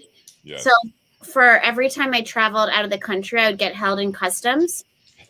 and I Damn Canadians, they're always causing trouble. I know. And it'd be funny because I'd be like, look at like little old me with like some people that looked really sketch.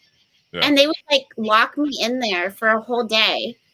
And yes, one time I was literally locked in there for a whole day. My whole family was like, see ya. They just left me.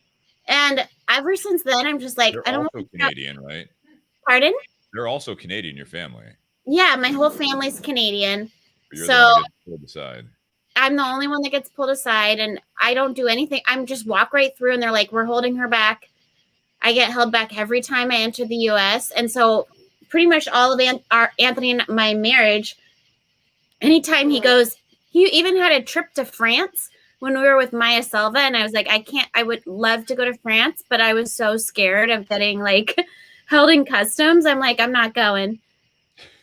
It's so depressing. Anthony's like, this is so sad. So one day I'll like feel confident enough. Once I become American, I'm going to feel confident enough to like travel, but I'm pretty much stuck in the country. Do you have like a big rap sheet in Canada? I mean, is it like how many like a lot of crimes? No, it's just for whatever Nothing reason. withstanding right now. Yeah, Anthony, do I have a rap sheet in Canada? Probably. He's in probably. No, I literally am the lamest person ever. You're just not polite enough for Canadian I'm not standards. polite enough. No, I Just try more. yeah, sorry.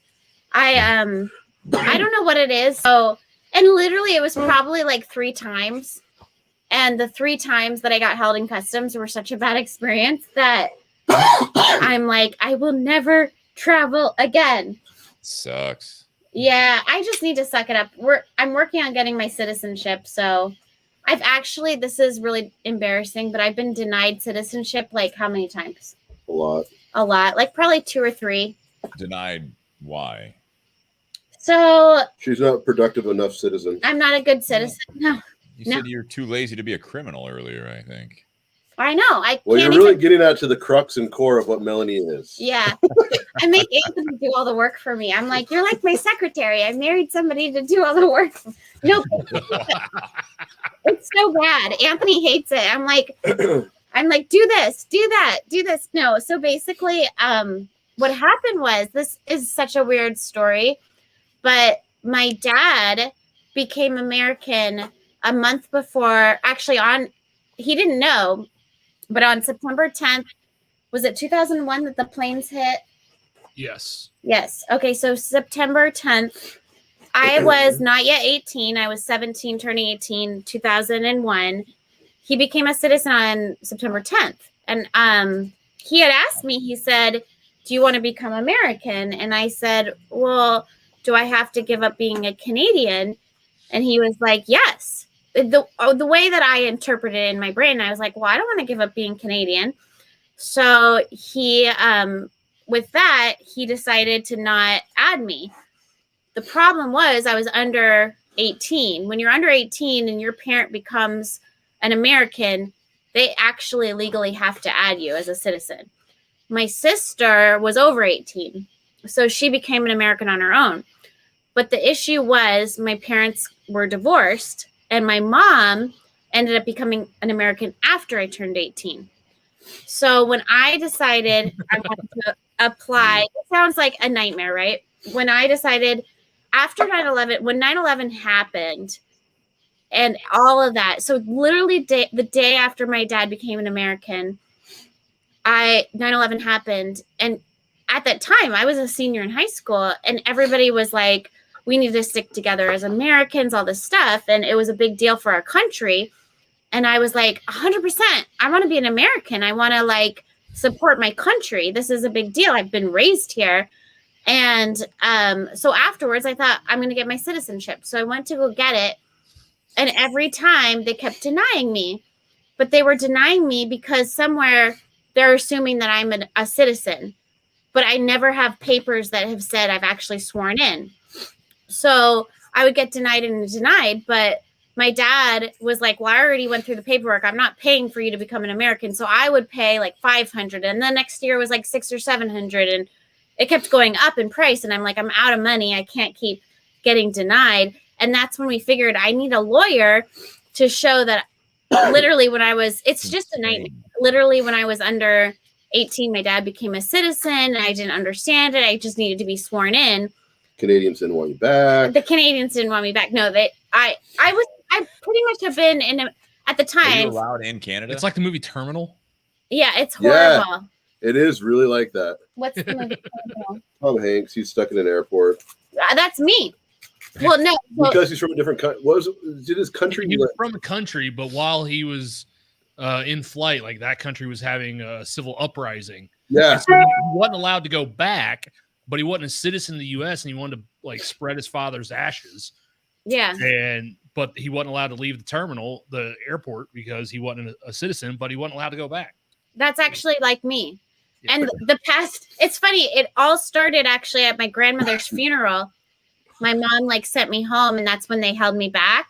And it was the same deal. It was just our part two now. It's so, yeah. Anyway, the legacy. It's just been a nightmare. And finally, we're in a place where we can apply I can apply again, and hopefully I get approved. I don't know. I just have started to renew my green card over and over again. Jesus. It's been a nightmare. What? Yeah. Especially if they don't approve the renewal of the green card.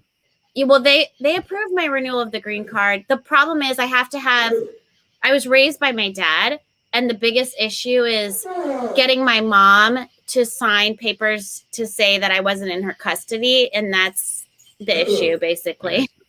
Yeah. So, oh well. Well, it'll happen eventually. Eventually, and then you can get on a plane. I'll feel more confident. I mean, the times that I'm held is literally flying from Canada to America. And then she decided to have 4 kids with me to try to have 4 anchor babies. I have 4 anchor babies, so can't get approved. Yeah. Hopefully I don't get sent back, because I don't want to go back to Canada. Jeez. I feel like I'm an American. I've been here since I was 8. She hates the winter, so that's why she misses Arizona. Yeah. So I hate Canada. I won't go back to Canada. There's nothing that makes me want to go there. So it's All just, right. yeah. Anyway, let's move on. I've learned a lot about citizenship today. Good intermission. It was good intermission. Just gonna go ahead into this. All right. Welcome back to the Bourbon and BS podcast, everyone. This is episode 180, part 2. Appreciate you guys listening to part 1. Hopefully you did. We reviewed the Angel's Envy, just the regular Angel's Envy, and also the CAO Columbia. And we paired those together. We have Anthony and Melanie on the show still. Good having you guys on. Going to learn a little bit more about your story on this part. The topic for part 2 is take the good with the bad. We already had Sean Anderson on the Facebook feed, who was a guest on the show not too long ago. He thinks that I worded that wrong. He thinks it should be take the bad with the good. I feel like that's a glass half empty or half full type of a thing. But let's stick with that and think about the semantics of it. Is that, he just said, and remember, change it to take the bad with the good. So I'm going to put it on the screen the way I wrote it. Hang on a second. Sean, if you there you go, Sean. Take the good with the bad. It's official. It's on the screen right there. So go fuck yourself. If you don't like it, do your good having you on. But no, so yeah, if you want to, you can use the wording and the way it is, as well as that. Sometimes you have to, as we have we have a BS Silver, right? And so one of the slogans on the shirt is focus on the silver lining. I mean, that is sometimes, when things are happening that are struggles, like, trying to, I don't know, get USA citizenship, you have to realize that there's some good things with all the struggles. But it's the topic is take the good with the bad. You guys, from what I understand, and we're just meeting for the first time virtually tonight, but I know I've followed you and familiar with some of your stuff over the last several years, and the journey you've had, obviously, and Melanie in the intermission, if you guys were listening on the live feed, she was just giving an example of the fact that she is Canadian. She's born in Canada, and she moved here, but has had struggles with citizenship. I mean, that's one of those things. But obviously, there's a lot of good things that have come from you being here and going through all of that stuff. But you don't have to go over the entire story again. But I mean, just you guys in general. I mean, you're Arizona is where you were based out of. Anthony, is that where you're from? Yeah, I mean, Mel and I are both Arizona transplants. Yeah, thanks. I was a West Coaster, born in California, grew up in Washington State after that for the first 10 years of my life, and then really for the next long stretch until we moved to Texas for LaFleur, and then back to Arizona, and then out here ultimately, I was an Arizonan.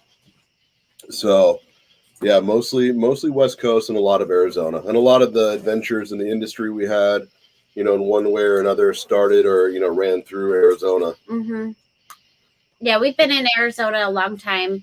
Pretty much both of us were raised there. So since 95 for me, and I think you were right around then too, weren't you? 1992, I moved to Arizona. So, okay. Yeah.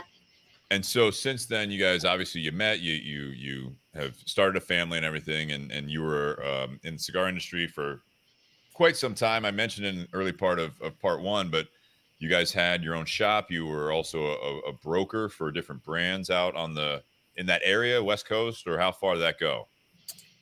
Oh, that's a good question. Well, it was a little unique for a brokerage at the time.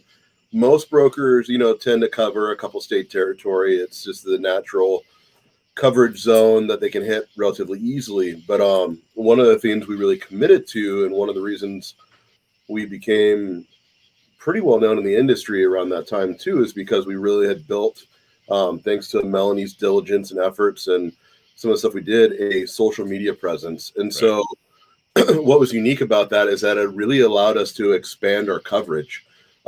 We started having people in Hawaii and, in the Carolinas and Tennessee and, all these other places like want to buy cigars from us. And I'm like, well, you guys got brokers. And we started finding these like little loopholes, or not loopholes, but these missing spots across the country where like gaps in the coverage of it, right? Yeah, where there wasn't brand, where they wanted a brand, it didn't have coverage out there. So we'd reach out to the manufacturer, and on our website for a long time, we had a map of the U.S. and you could click on the different parts of the map, and it would tell you what brands were represented in those areas. Yeah, core to us and geographically what I would travel to was Vegas, Arizona, New Mexico, Colorado, and you know, a little bit into Utah. Utah's got some weird legislation, so it wasn't a very populous zone. And then Texas. Towards the end of the brokerage, we started going back into Texas. We had Hawaii. And yeah, we call it, but yeah, It was very we small called on group. Hawaii. We called on, you know, a couple Yeah. other places. We didn't get to travel there. Yeah, unfortunately, we never made it out there on a travel trip. So that was pretty interesting. You know, the topic you got, take the good with the bad. I think a lot of the cigar journey we had was really representative of that. You know, we had, you know, we're in a very good place now. We've had some great moments in our time in the industry, but we've also had some real low times and some real tough times. Extremely low, yeah. But I don't think, I like to think back through those hard times. And at the time, you know, to your point, at the time when you're going through those hard times, you don't know why you're going through it. You know, a lot of times you rationalize that it doesn't make sense and it just feels very overwhelming. But, you know, as you get distance from it in years later or months later sometimes, but a lot of times in our case, it was more of a years later thing. We saw, you know, a real providence in what it was, and it really kind of shaped us to where we are now. Right. So totally, I love that topic just because it is it just really hits home for us. So I think it's great having a married couple on here. Obviously, in the industry, that's how this all kind of was connected and all that stuff. But I mean, this is something that it to your point, Anthony, the good with the bad, and to Sean saying take the bad with the good, it might even be a timing thing a lot of times too. Is that sometimes, you know, things are going well and then something happens, right? You know, you're having a great day and all of a sudden you stub your toe. It can be as small as that. There's also the fact that sometimes it can be a job loss, a family member loss, you know, loved one or whatever it might be. You go through a breakup, or you get, you know, like I said, job loss. You have a health diagnosis that is devastating, and sometimes it is that you have to refocus on the sense that there are so many other good things going on, and hopefully you get through those times. And there's that appreciation. The whole thing with you can't appreciate the peaks without the valleys. You can't appreciate the good times without the bad. You have to have a frame of reference, because if everything is just going so easily and so well, there is that sometimes you get bored. Sometimes you're just like, well, isn't there more than this? And it's like people around you are looking at you like, you got it made right now. Like everything's going well. Like you got this great job. You got a great house. You got a great family. You got great everything. Your health's great, all that stuff. And you're like, yeah, I'm just kind of bored. I don't know. It's just the same old. And you're like, and they want to smack you in the face. And it's like, well, sometimes you need that little bit of that's, you know, stubbing your toe just to kind of have that smack in your face type thing. It's like, hang on a second. Not everything's going to be, you know, just easy street here. You're going to have more struggles. You have to do that, but you'll have to, I guess, you know, persevere through all that stuff, but you won't realize it until some of that bad happens. So I think that's part of this, is that the struggles, and you guys have been, you know, business owners. Now you're working for a big company in the industry of cigars, and I'm sure there's pros and cons to both of those things. Oh, absolutely. Yeah. You know, there's stability when you're working underneath someone else, right? Like when you're working for a big company like STG, you know, you're thankful for the stability. You're thankful for the healthcare. You're thankful for the benefits and pay. Yeah. You know, all those things for a family are very good things. But, you know, there's a cost of autonomy, right? You know, when you're a owner of your own company, when you're an owner of your own business, you know, you're making all the decisions, and there's a lot of excitement in that. There's a lot of risk taking in that. There's a lot of, you know, those activities. And sometimes that is exciting and great. Other times it's terrifying because it's, you know, you're risking your family's fortunes. You're risking your, you know, the potential of, you know, just a lot of things on it. So yeah, there's trade-offs to both.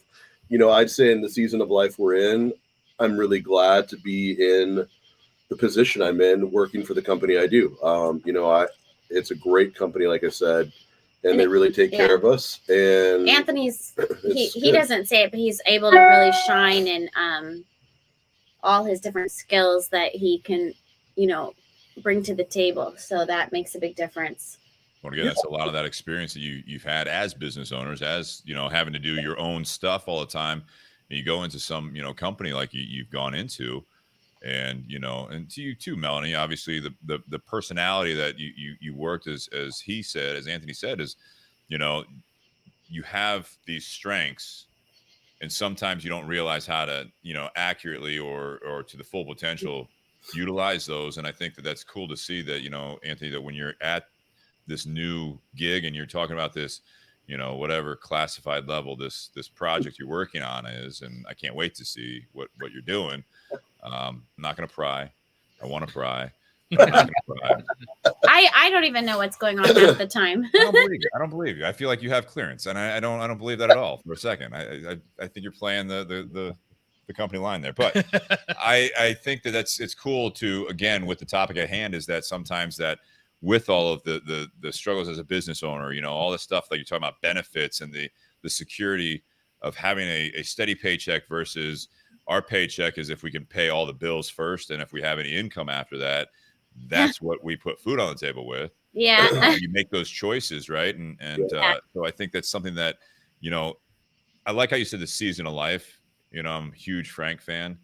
I love that. Summer of my years, or whatever. Yeah. So September of my years. I love the seasons of life type of a metaphor, because all of the stuff that built up to it, all the good, all the bad, all the struggles you had, everything from the loss of jobs or the struggles you went through from business, personal life, the relationships, all that stuff, the breakups that you had when you're younger, it all leads you to hopefully to where you're at now. And you said the season of your life, and things are flowing. It doesn't mean that it's like, oh, it's again, smooth sailing from here on out, but it's Melanie saying that you're able to utilize your strengths that you may not even realize that you probably do now, because of the capability that you're being given as far as what you're working on. Again, very high level clearance project.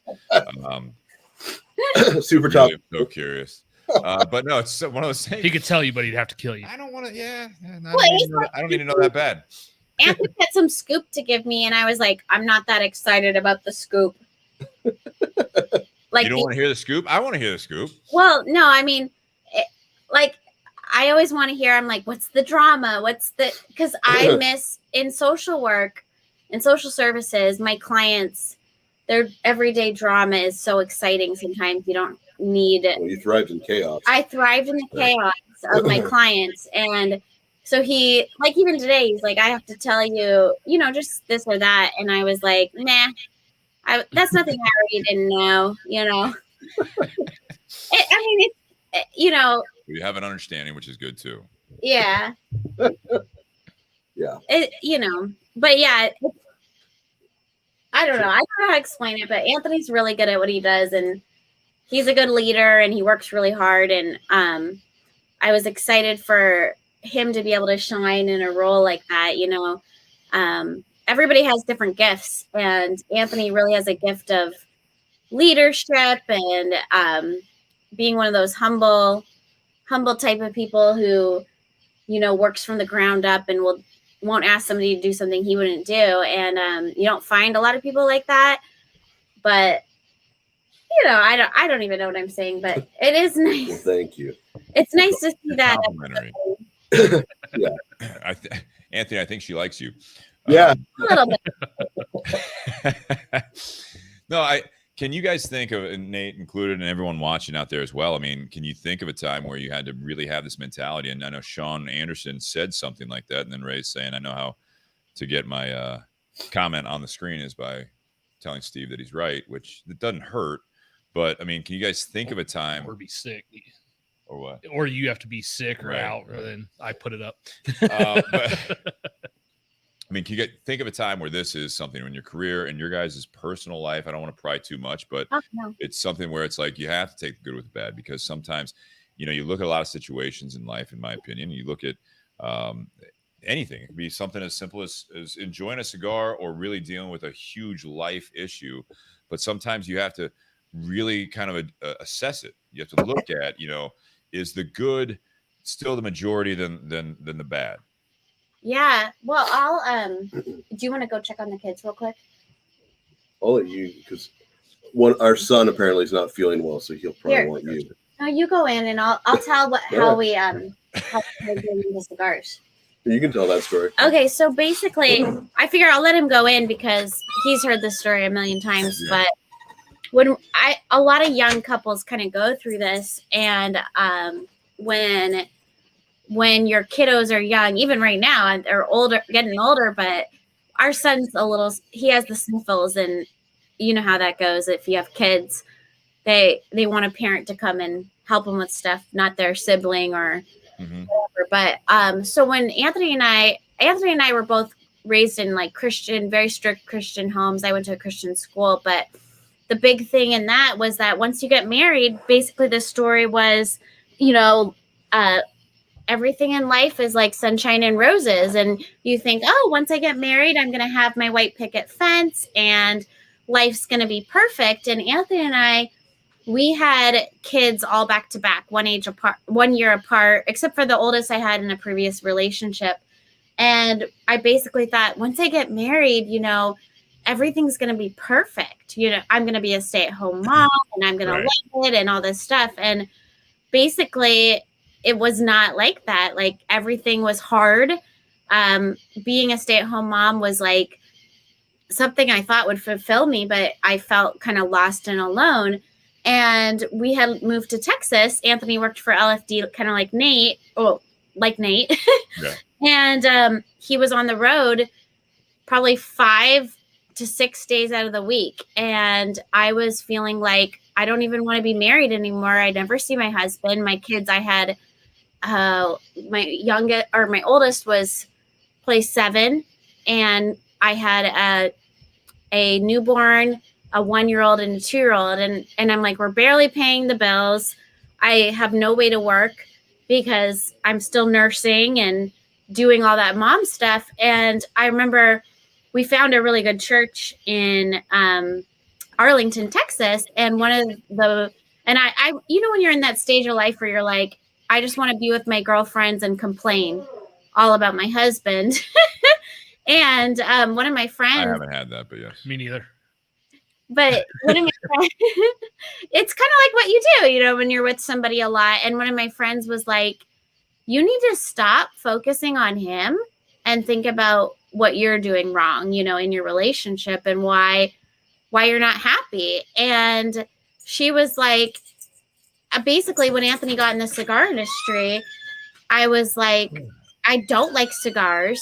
I don't like that he's gone all the time. Cigars have taken him away from my family. All he wants to do is smoke cigars with his friends. And I was really frustrated about that. And one of my good friends, her name was Kelly, she said, why haven't you ever once taken interest in what excites him about life? Like, obviously cigars make him happy. They're bringing an income to your family. It's not something to be embarrassed about. It's something that you should be proud of. And I was like, but I'm not proud of it. It's wrong. And I don't like that. And he should be home and doting on me, basically. So it wasn't the cigars. It was more just, it was a lot of everything. My dad's a doctor, and he was always like, oh, cigars, they're like smoking cigarettes. And he's, just kind of saying a lot of bad stuff. And I was still in that phase of life. Like when you learn, when you're young, you get married, you're supposed to leave and cleave and try to rely on your spouse. But I was really allowing my parents, and it was really nice of this friend who really was like, no, you don't tell your parents it's good to tell your parents certain things about your marriage, but you don't tell them the good and the bad and this and that and all that. Because your parents can't ever have that. They can't step away and say, they're always going to look out for you. They're always going to be biased.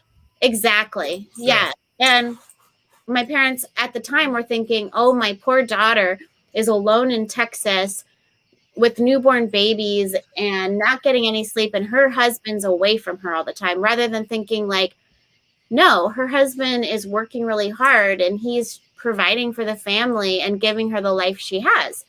So my friend was like, no, Melanie, this is not all about you. you need to support your husband in his career and be proud of what he's doing and be proud that he has this cigar job and he's doing what makes him happy versus, because I kept thinking he needs to be a teacher. He's the best teacher. And he, you know, because he walked away from teaching because he thought that's never going to provide for our family. And so she kind of like, Anthony, is that why you stepped away from teaching? yeah. Because of that? Oh yeah. And other things. It was that and the bureaucracy. Being a teacher, I loved working with the students. He's an amazing teacher. Yeah. I really got frustrated with the fact that there were so many things that were mandated that we had to do with the students that weren't, you know, achieving the broader goal of really educating them in a meaningful and an impactful way. Yeah. And I really got tired of that. It just really was disheartening. And, you know. And I think too, my perspective, it was different because I came from doing social services and I'm like, you need to suck it up. You need to suck it up and just do it because that's what you do. You do it because you love the kids and you ignore that stuff. Because in social services, you deal with crap, all that bureaucracy. And in my mind, I'm like, suck it up and just do it. And in his mind, he had a better perspective. And I needed a friend of mine to say, and I felt like I was almost at rock bottom where I was like, I just need to get a divorce. And I need to find a rich husband to take care of me. That's kind of our joke. You know, I always wanted. That's a reality in a lot of circumstances. Yeah. And honestly, like a lot of women were fed that lie, like you're going to get married and life's going to be perfect. And it's not true. And so I needed that. Sometimes you need a real friend that's going to like give you the hard news. And it hit me, but it didn't hit me as in where I wanted to make a change about anything. I was still pretty selfish and wanted to make it still all about me and why wouldn't he do this or that. And I ended up, I always think it's like a God thing. I know not a lot of people, or you could say like, what's the word? Like providence or just life, you know, but I ended up having seizures. He left his job at LFD knowing he would get a job at AJ Fernandez to move us back to Arizona because I was having seizures. And at the time we were thinking we need to get her closer to, he was thinking we got to bring her back to her family because if she has a seizure alone with the kids, like we need to know a family member can step in. You have support systems there. Exactly. So we moved back to Arizona and the situation with AJ Fernandez didn't work out. And he started his own brokerage. And at the same time, we were still getting from our family, you know, Anthony just needs to get a job at Costco, or Anthony needs to do this, or he should just go back to being a teacher. What's wrong with him? And I kept listening to my family. And I think one day I was reminded of what my friend Kelly said. And I'm like, why don't I ever take interest in what he is passionate about? And I was kind of hit hard with that. And I thought, you know, I do need to focus on what's important to Anthony and figure out why this is a big deal to him. And I what would you say? Like I took interest in what he was interested in slowly. Yep. I thought, I used to have a mom blog, which was like a thing back then. And I'm like, I know how to promote his business. I can learn about this and do it. And that's when I really was like, I'm going to help you with he started Fear the Beard, a brokerage he had a beard and his friend had a big beard and they had started the brokerage. And I thought if I can get behind it, we can really make a difference.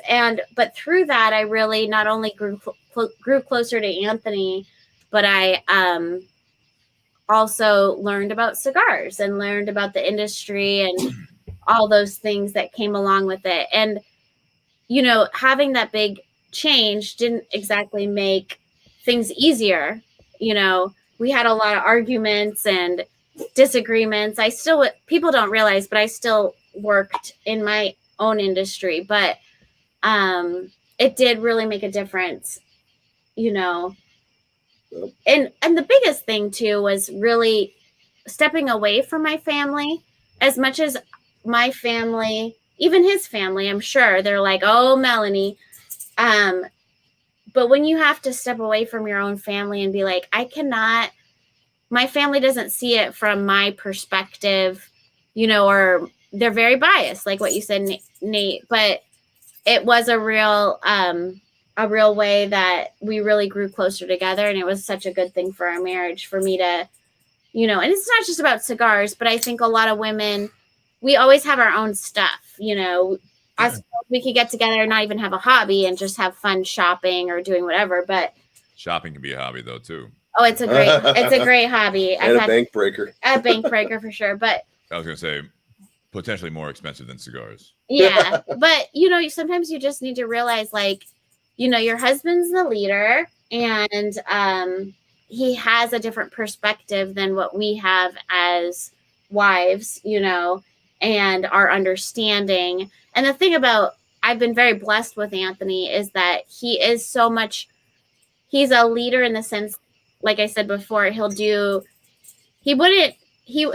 anything that he would ask somebody to do. He's somebody who is like, you have to do XYZ. He's already done it, so you could trust that he's been at the lowest position or whatever. You trust that he knows how it's done. And it's not like, oh, you're just telling me that because you're high up, or, you're just some douchebag from, he's been like, oh, I've mopped the floors. I've been the janitor, in the sense, like, he has a different perspective. But I think sometimes you have to get your own head out of your ass and, like, suck it up. But that was one thing that I learned about the cigar industry, was it's not about just the cigars.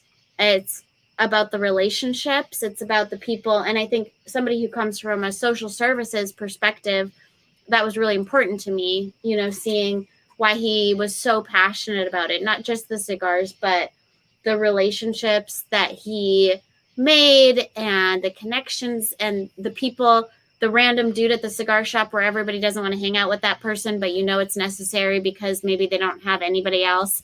Right. But that really changed my perspective and recognized, like, as a wife or a partner, I needed to support him in those dreams, Well, I want to say, first of all, thank you for sharing that, because it's super impactful. And I think there's a lot of takeaways from that. And I'm not necessarily, I'm not here to disagree with the way you said it. But one thing that stood out in that entire story, and I can appreciate your viewpoint on the fact that, like, he's the leader, your husband's the leader. But everything you were talking about was more about, when you said it the second time, was that partner. Mm-hmm. Yeah, we're definitely the partners. I mean, at times, I'm sure Anthony leads, and this is not, I'm not an expert in relationships, clearly, if you know me or listen to the podcast before. But I will say that, the biggest thing is I see that at times, is that it's not always one leader. So at times, I mean, you correct me if I'm wrong, because maybe you guys do have a different type of relationship, or, because everyone's different. But at times, I'm sure Anthony leads, and other times he looks to you to lead. Oh, 100%. It's just different arenas. It's different times in life, different scenarios. But sometimes you do really have to lean on each other. And we talk a lot of times especially on part 2, is the balance of the relationships, the communication is the biggest part. Yep. And it's cool to hear you talk about that, Melanie, about talking to your girlfriends about that. And they just fucking called you out and be like, all right, we heard what you said. All right. And I'm not trying to be insulting. This is the way sometimes I talk. It's like, you're bitching about this. Mm-hmm. Got it. Have you thought about the fact that you're 50% of this relationship as well? Yeah. I mean, sometimes I think that, and again, I think that you do, like, at times, I'm sure, in any relationship, especially with a significant other or marriage, there are times that one person does naturally just take the lead. Mm-hmm. But to your point about him being such a great teacher and a great person that's done it all, like in those different arenas of work and everything else, is that part of that is, like, a good teacher is all about communicating, is asking the other individual of, like, what they don't understand, what, so there's a line of communication. And I don't know if I'm sure you do appreciate it, but in that story, it's like the appreciation that I got from that story is that the communication got stronger and stronger and stronger. And any time that it was like that breaking point, it was like, all right, let's rally back together. And, like, before we just, like you said, walk away because he's on the road all the time. It's just like, no, hang on a second. Let's do something about it so that we can actually thrive together. Yeah. And No, you make a great point. that's what I got from it. I know the communication definitely helped me and my wife when so Anthony and I both used to work at LFD at the same time.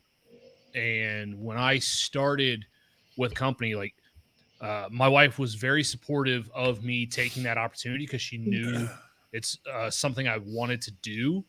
But she was definitely concerned with me being on the road 5 days a week. Mm-hmm. Just like Anthony, I had a massive territory. Even though I had more states than Anthony covered Texas, which Texas alone is like half of what my territory was. Yeah. But again, always on the road 5 days a week. And that was something at the beginning was very difficult for my wife. And I didn't know this. She told me about this later. But when I took that job with LFD, in her mind, she was going to give me 6 months. See how things worked after 6 months. But from me doing that job, and then I'd come home on the weekends and I had all these stories to tell about all these people I met and conversations I had and places I had visited. She saw how happy and how excited I was. So she wanted me to keep doing that because she was supportive of me and wanting to do something I was passionate about. Yeah. But at the same time, she didn't want our relationship to suffer. So after I was on the road for a little bit, at one point, like she wanted to get a dog just that way she'd have someone to talk to when she was, or something to take care of when she was at home. Yeah. And I was like, well, go take care of your horse. He can't live in the apartment. But no, the one thing that she started doing was when I would get to the hotel every night, I would let her know when I was at the hotel, and then she would call me. And then her and I would talk, for 30 minutes to an hour about my day. Like she showed a genuine interest in my work and what I was doing because she saw it made me happy. So she was finding a way for us to connect while I was still doing that. Yeah. And even though I'm not obviously in that role anymore, she has still been supportive of me if I ever wanted to go back into that position in the cigar industry. Like she's including working part-time. Yeah, working a full-time job and then also, working 20 hours or more, second job at the cigar shop, and then also, doing a podcast as well. That takes time away from her, but she's supporting me in doing all that stuff. But I also have to balance it to where when I'm not on the road or doing work stuff, I spend time with her. And, so like Sundays are the one day where I don't have to work any of my jobs. So those are the days that her and I do stuff together, or we just hang at the house together. You got to connect. Yeah. And so the first time, Melanie, that you told me that story about the difficulties you went through with Anthony being on the road and your friend telling you, like, why don't you take an interest in his hobbies?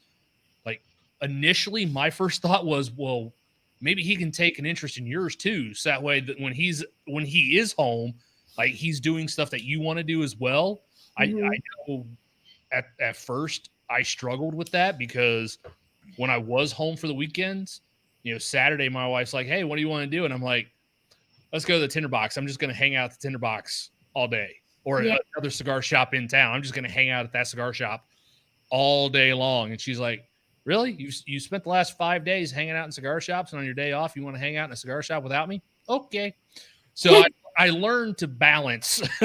Yeah. Like I have my time, but that's again, when she started doing those nightly phone calls, because that was our way to connect and, where we had our time together. And then just over the weekend or on Sunday, that's when it's more face to face and focusing on each other. And I put the work stuff aside. And I think that brings up, like, so Ray out there, he threw that up there too, if you guys can see that on the screen, if you're following. But he says, is the bad only the bad in the moment? In hindsight, much comes from those, quote, bad, end quote, times. So does that make them good in reality? What's your guys' take on that? I think it's 100% on either way, but it's a really good call out. I'd say that I think the bad's still the bad, right? And I think having the bad makes you appreciate more when there is the good. Mm-hmm. So I think for me, that's how I tend to look at those situations, because some of the stuff that we went through was genuinely just bad Horrible. stuff. Yeah. And it was soul crushing. It broke you down. You question a lot of things, and you really didn't see the reasoning at the time in Mm-hmm. it. Hindsight gave you an appreciation for those moments, Mm-hmm. but I don't think it negated the bad of those moments. I think the bad still existed there, but there was an appreciation that the lessons learned there carried on. And that's the thing, is like there are definitely still some memories where I'm just like, man, those were some really sucky times, or those were really sucky occasions. But I'm like, if we didn't go through that, I don't think it would have, strengthened. Some of those things were strengthening of our relationship. Mm-hmm. Some of those things were personal for me, as far as like, it gave me different, I think, beneficial perspectives in the way that I conduct business and I approach, tasks and, complex problems. yeah. That if I hadn't gone through those, I don't think it would have given me as well-rounded of a perspective on it. So Yeah. that's kind of how I look at it. I don't know if you got something different on it, but at least that's how my gut response to that question would be. I mean, I know from a personal perspective, I was one of, besides the Cigar Vixen, one of the first like females really out there putting myself out on Instagram and social media, and I got some really bad stuff. Recently, in fact. Yes. Thank you for bringing that up, Steve. We don't get into it, but I mean, there's recently, one time it's nonstop. but not only we got some really tough, just I can't even describe it. There was one time, I remember I had to go to an event and I didn't even want to, was it an event or something? I didn't even want to come out of the closet. This sounds bad, like I couldn't want to come out of the closet. I didn't want to come out of my closet. Like some people had said some horrible things about me, and I physically didn't want to get out of my closet. Like I was like, all I want to do is go back to social services, because at least people are nice to you. At least people have something good to say. As much as I've had people tell me, I hope you die, you're the worst person in the world, it's something different than... It's a little understandable. Like when you're taking away the kids because they weren't doing what they're supposed to, and they tell you, hope you die. I hope you die. You understand, like, okay, I get why they're saying I get why you're coming from. Yeah, exactly. Yeah, but there was a point in time where I literally was like, I want to die. I don't know if I could keep living, and that's why, long story short, I did step away from the social media for a while, but I literally was like, he knows, I was like, I don't think I could live anymore. I can't, I can't keep doing this. But those bad times it makes you realize like how important life is, and just moving forward. I think too, in a social work perspective, where I see people who are like, I don't think I could go on till tomorrow, I understand, because I'm like, okay, I've been there. Sure, I've been, I've been to that point where I didn't think I could keep living. I was like, not only does the whole social media world that in my mind was so important to me says, like, you're the worst person in the world, but at the time I'm like, I felt like my husband didn't think I was a good person, and my kids, and I had failed everybody, but somehow you just keep going. And it always makes me go back, like, not to get too deep, but one of my friends. Get deep. Okay, I told you that's what we do on part 2. I guess so. That's good though. I like this. It's a good conversation. So beyond the BS, like the part 2 is basically what happens when you're out, having cigars and like the good of what Melanie you were talking about of the industry, if you will. It's you're smoking a cigar, you're having a few drinks with people, and you're like, hey, what are you smoking? How is it? What are you drinking? How is it? And then like by the end of the night, you're like, so how are things? Yeah. Right. And honestly, I have to say that's what I do love about the industry. And that's one thing I do love about social services, which sounds so cliche in a way, is that I love working with people who are in their darkest times, because not only have I felt like I've been there, but also I feel like you can go up from there. You're in your worst time in your entire life. In my position that I was in, where people I worked with, their kids were removed, everything they had was gone. It seems like that'd be the end of the world. So you really don't have anywhere to go but up. And I think at our time that we went through, losing our shop and almost losing our marriage and all these things, you really don't have anywhere to go but up. But one thing that I always remember, my friend that I grew up with, and she always on social media seems like everything's so good. She's always in Hawaii, always doing things. She was raised by parents that were very wealthy. But one thing her dad, when every time she had a new baby, he would always say, I really hope your kids go through the worst times. And she would always be like, she said that to you? Yeah. He would always, and I really he said that to you. Well, that's her. He said that to her. He told that to her. He said, anytime she had a kid, he'd say, I'm just hoping your kids have the hardest times in life. And she'd always be like, that's mean. My dad, that's not okay. Wisdom in it. Yeah. I mean, and he was like, no, because through those, it's blunt. Yeah. And there's some wisdom in there. And the thing is, I hope they struggle at times. We're hoping. And if you knew her parents, you think, oh, wow. At one point, he was like a millionaire. I mean, he's a very wealthy man. And you think, wow, I can't believe he would say such a thing. That's horrible. But he would always say, because through that builds character, and I don't want your kids to have things handed to them in life. Right. And when you look at other people's lives, you think everything's perfect. Everything's good. Everything is, sometimes Anthony and we start scrolling through Facebook, and you're like, they're always on that vacation. And that's not fair. When was our last vacation? Never, Never.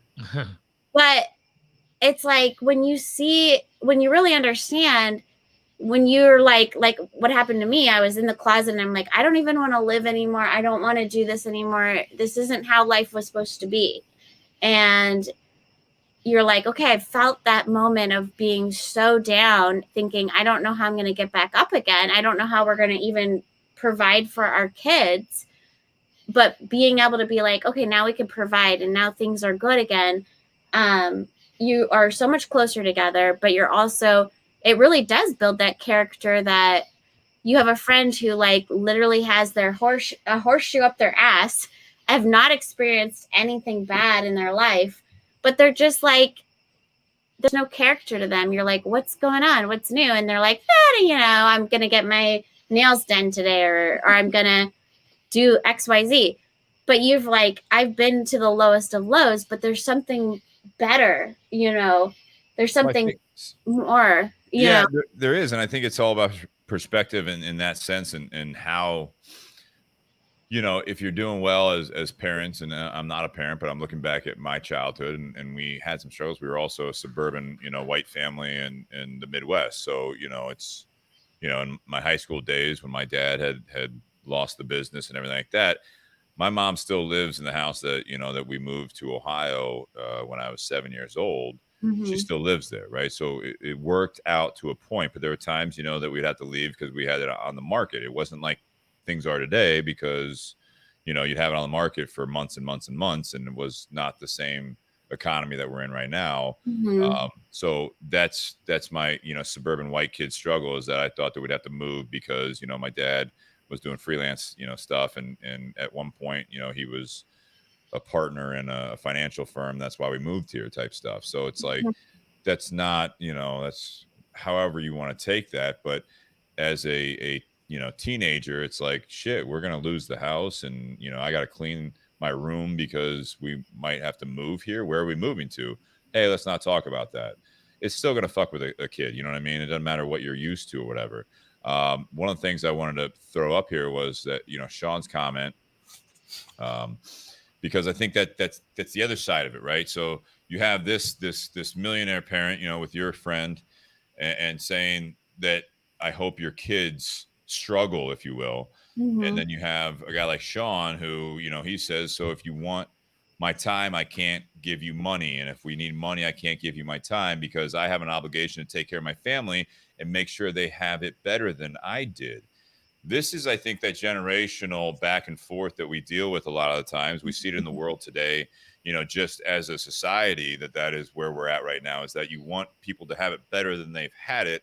But at the same time, when you're at the other side of it, there's sometimes the polar opposite of the fact that it's like, no, you've had everything given to you and you haven't had to work a day in your life. There's the other side of it. It's like, there's a way, I think, that, again, maybe it's a balance type of a thing, but it's that education, is that, all right, this is how I did it. You won't have to do it the same way I did it because you have a good investor as a parent, that if you want to do something, you have an opportunity. If I want to do that, I had that as something as simple. And when I think a lot of people do it, it's like, I look at the fact that, in my life, it's like my brother and I, again, living in the suburbs, not a bad life, but our parents didn't buy us cars. They let us use their cars when they weren't using them. Where some of our friends, they got a car. It wasn't like a brand new car all the time, but it was like they got a car when they turned 16. I bought my first car when I was in college. I bought it for $1,500, and it was a gorgeous '86 Cadillac Fleetwood that I absolutely loved. Last car I ever named. But it was one of those things that now I look at my brother. He's got kids, and my niece is now 17. She's driving now, but because she's playing sports, she's really doing well. She's working her ass off. She has a car that's like a late model Subaru because they have the means now to be able to pass that down. And then now my sister-in-law got a new car. It's not like they're paying cash for all this stuff. I mean, they're still, working through all this stuff, but he's been with the same career now for 20 plus years so that he can do that. Yeah. So I don't think there's a right way to do this. I truly think it's about the perspective.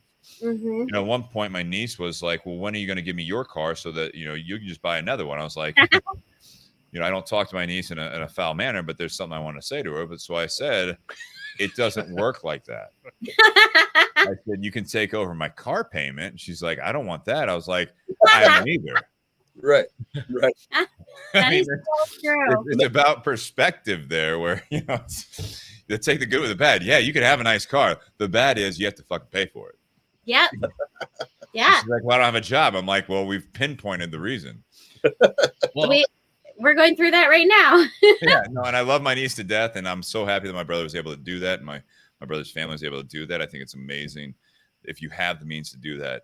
And to that point, do you make it a slippery slope, or does she grow up thinking that this is why I'm able to have this vehicle, and I'm able to go to the school I go to, I'm able to focus on sports and grades and all this stuff because things are good. And I think that going back to what we talked about with relationships, it's about communication.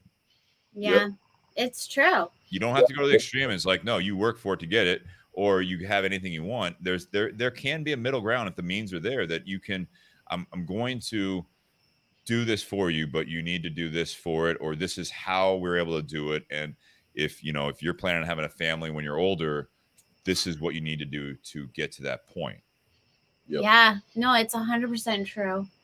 And I mean, Anthony and I, we grew up in different lifestyles. My dad was a doctor, and I had a nanny and a cleaning lady, and I had everything I wanted in the blink of my eye. And his family, he came from a pastor. His dad was a pastor, and they always had to understand the meaning of $1. I didn't understand that until I was married and had to learn about it, And Yeah. You grow up at different times, and we've realized like it's better for our kids to grow up without any, at times without anything. And it's a better childhood that way. I mean, everybody has different perspectives, but it certainly shapes how we approach our kids. Yeah, it definitely does. I kind of take what Melanie, what your friend's dad told her, along with what Anthony said about learning from the bad times, and I equate it. Steve relates to this more now, but I used to with lifting weights, strength training when I played high school and collegiate sports. So when you're doing strength training and you're working out, why do your muscles hurt? Well, because you're stretching them, you're tearing them, not like a significant tear where you just tear your bicep off where it connects, but you're tearing the fibers. Yeah, you're tearing the individual muscle fibers. And then as long as you feed it what it needs to heal, it's going to grow back stronger. So when you're going through those difficult times, it doesn't necessarily have to be the most difficult, but when you're going through struggles, you can use those struggles to build character or to build something in a relationship or you personally, and it develops something stronger in the long run. If it doesn't mean you always throw yourself into negative situations or you always throw yourself into bad times. You just learn from the bad times. And because like if you haven't worked out ever, or you haven't worked out in years, that first workout, you're going to be sore for a few days. Why? Because your body's not used to it. It's awesome. but like, even if you're someone who works out 4 or 5 times a week, you're still going to get those days where you're sore. So it may not be the most sore you ever were, but you're not the weakest you ever were either, because you've continually built that strength. And your sore day, like Steve, as often as he works out, like his sore days now are not the same type of sore as 6-7 years ago. Sure, yeah, or whatever the timeline is. I forget the whole timeline, but I'm old. Well, but even when you feel sore now, that's still better than what you felt like when you were at the heaviest. So I think that's something that you can actually, there's a parallel. You're absolutely right. I think there's a parallel, obviously, to life where, it's something that if you experience a loss, right, it's going to tear you apart. It absolutely will. And you do get a little bit more callous to a point with situations. As long as you can keep it in check, it's one thing.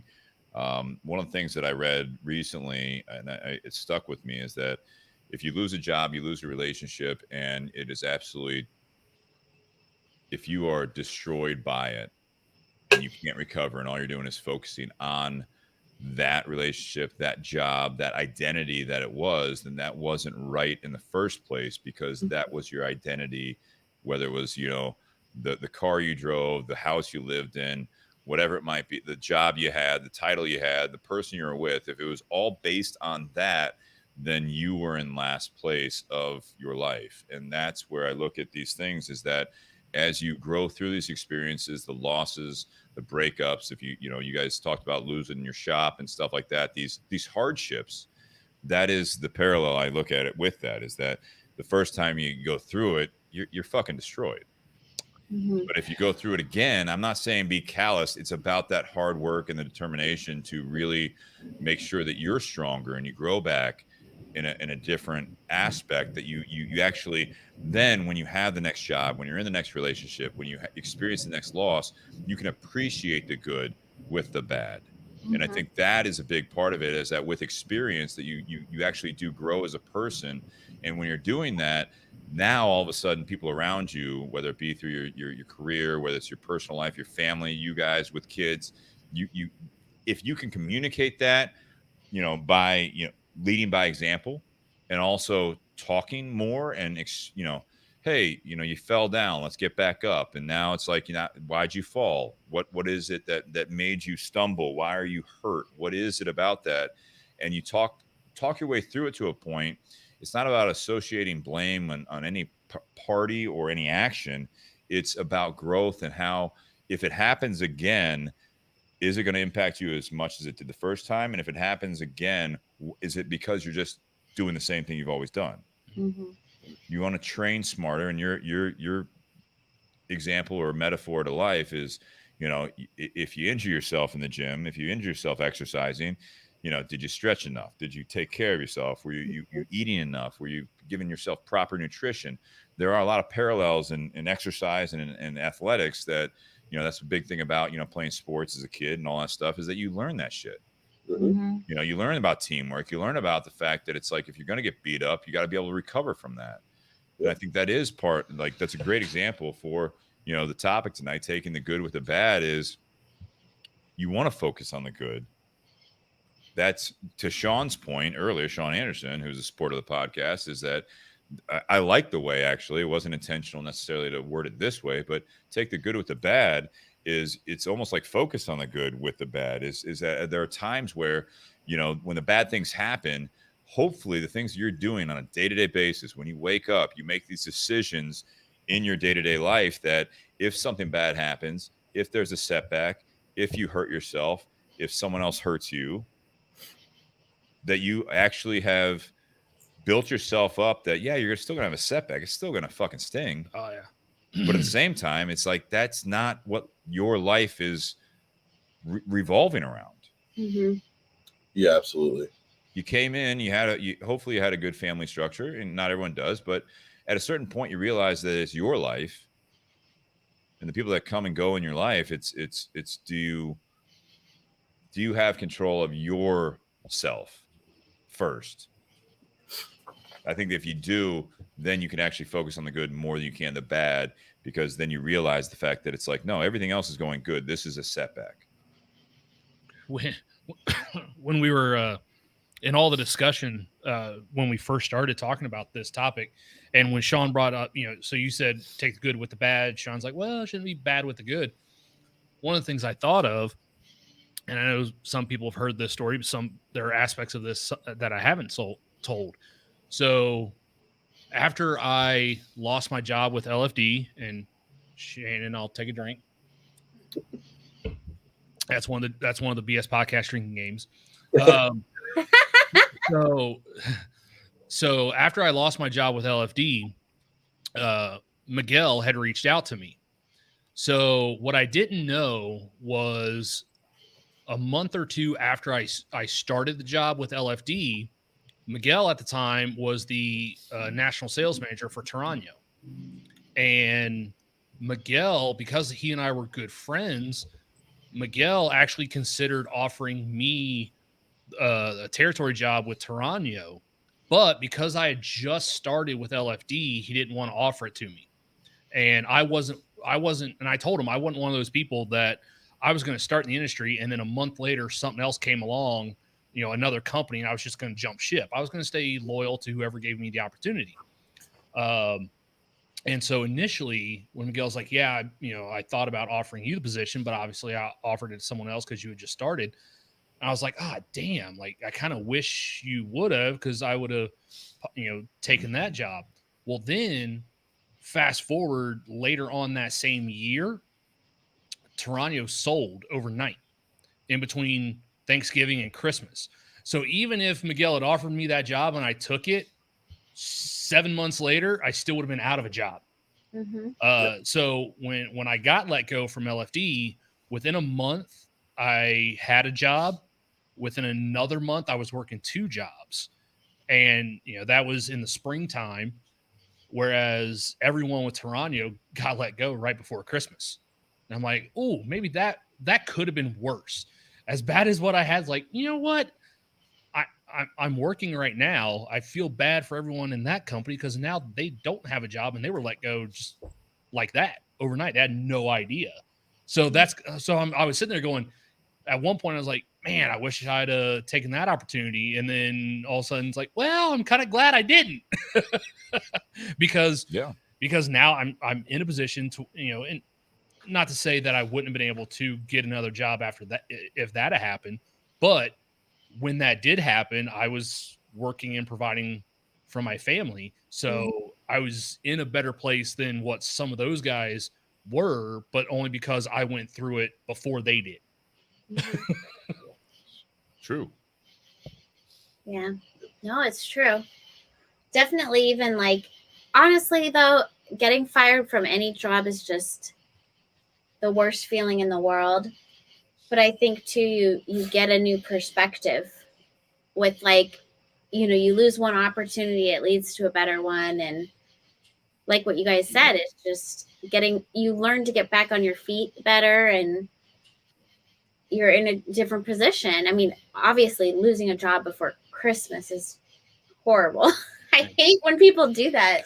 I'm like, why did they fire you before? I got let go of a over 10-year career on December 5th.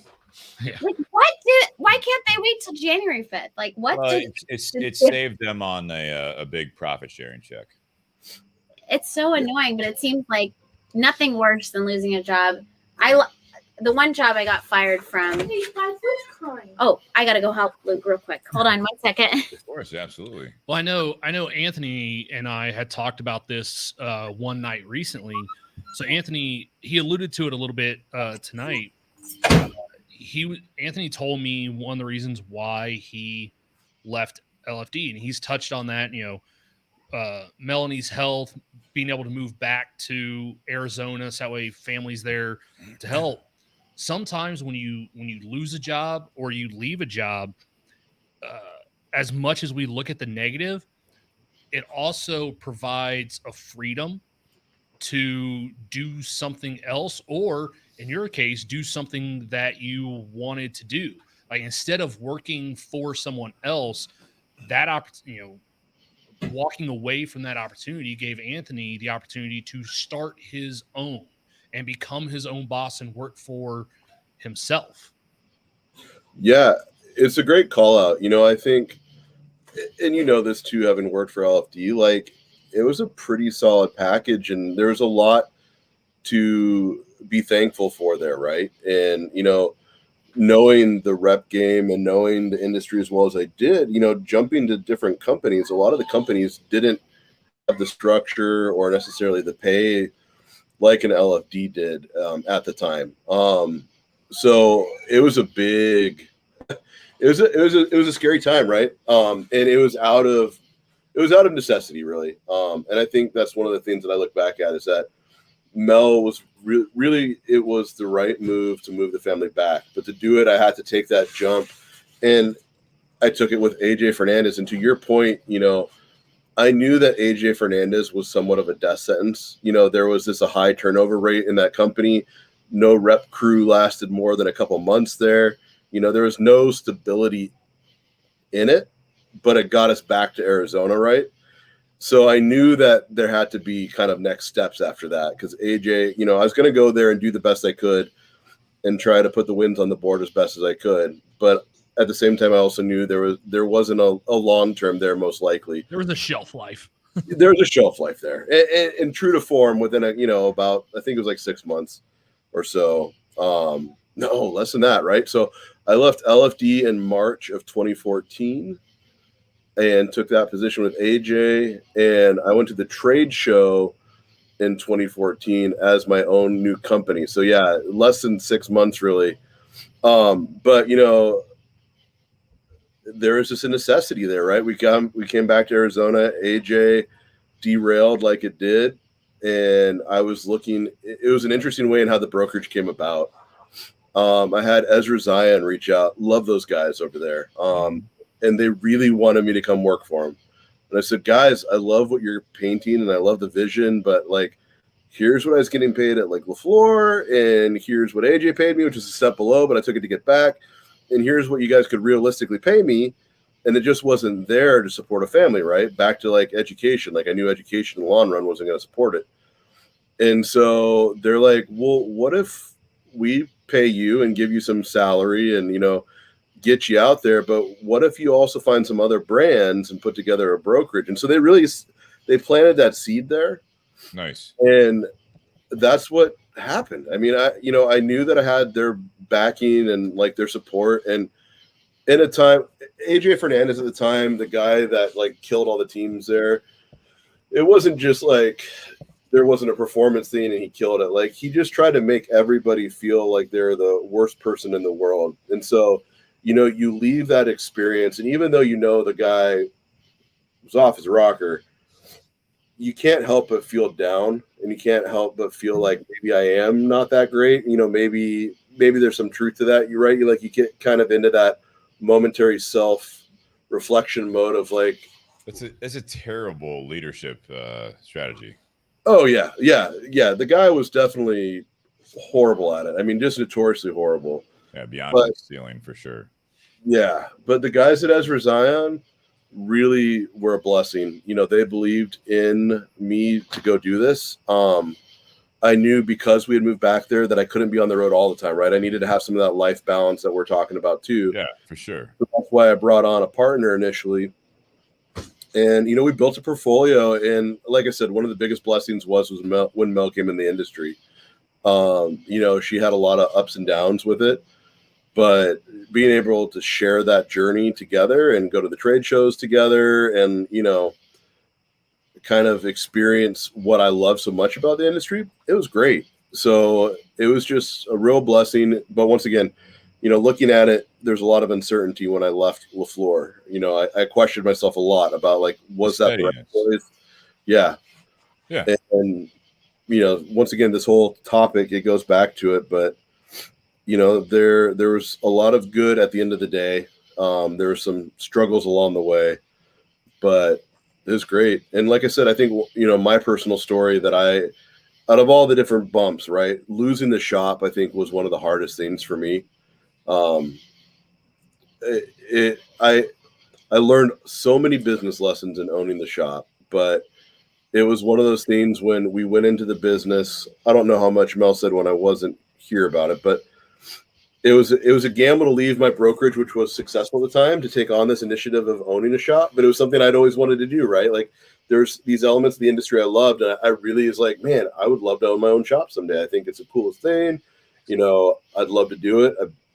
I've ran shops for people before, and so when the opportunity came, I did it. But the two partners I started the company with, one was the big backer, one was a smaller backer, and the big backer really had kind of lied about what his resources were. And so he caused a lot of issues out of the gate, but I'd already committed to the shop and I'd stepped away from my brokerage in quite a few ways. So there was no turning back, right? You had to go on that. And with that, the small backer, when he saw the big backer had lied about stuff, he's like, I can't do this. And I don't blame him, right? Like the guy's putting his resources into it, and I want him to feel comfortable and safe about what he did. And there wasn't that stability there. So it came to a pretty quick place within the first months of like getting the store open where we had no money backing, you know, and this guy that was the bigger money backer was acting erratically and he was going to run this into the ground, but I didn't have my brokerage to fall back on. So I had to make something happen. Right. And that's what we did. My dad gave me a small loan for $30,000. I paid $15,000 to the guy to buy him out and get him out of there, and then I put $15,000 in stock. So those of you, and you guys know this, working and running with a shop, that's nothing. Like that is, it's very little. On a personal side, that's a lot. Yeah, on a personal side, a lot. Yeah. On a retail operation, to get it to be successful, tough to do. That's a big order. You know, we were able to go from 15,000, you know, in that initial investment. And then in the first year, I was able to turn it around and do about 465,000 in sales. Wow. And that was a great journey. But the thing that I didn't know about business, right, is that I always figured that you could fail in a business by not having enough people coming in and being interested in what you did and just, you know, not selling enough. What I didn't understand is that you could have a different piece, and that is, you could have so much demand, but you didn't have the ability to actually supply that demand. Yeah. And that's what happened, is that if everything went right and we had no life hiccups or anything like that, we could pay all the bills. There wasn't much left over, but, you know, we were leveraging a lot of loans to try to get more stock in and keep up with the demand. Yeah. And we had a bunch of personal setbacks in the summer of our second year of being there. And it was family or shop. I had to go with family.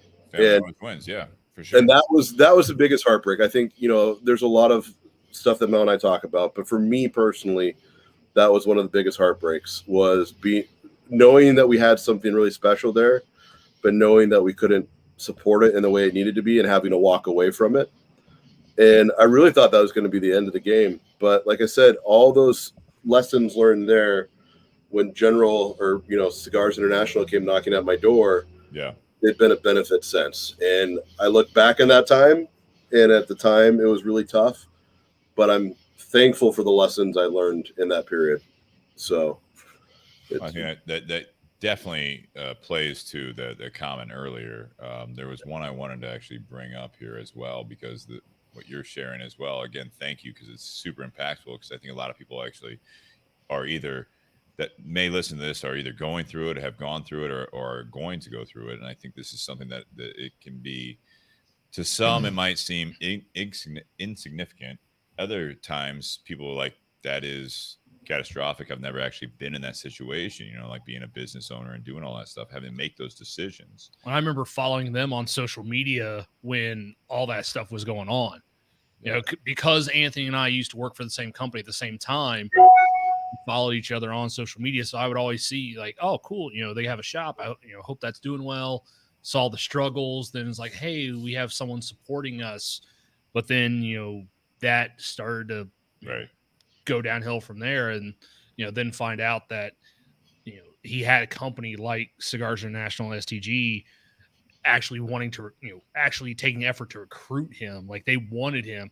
That's because of everything he's gone through and what he's done in the industry as a whole. You're always building a resume in life too. You know what I mean? It's not just the work side of it. Yeah. Ray says, some take inspiration from the bad while others get dragged into a dark place or space. Character is key. Yeah, I mean, it's a good point.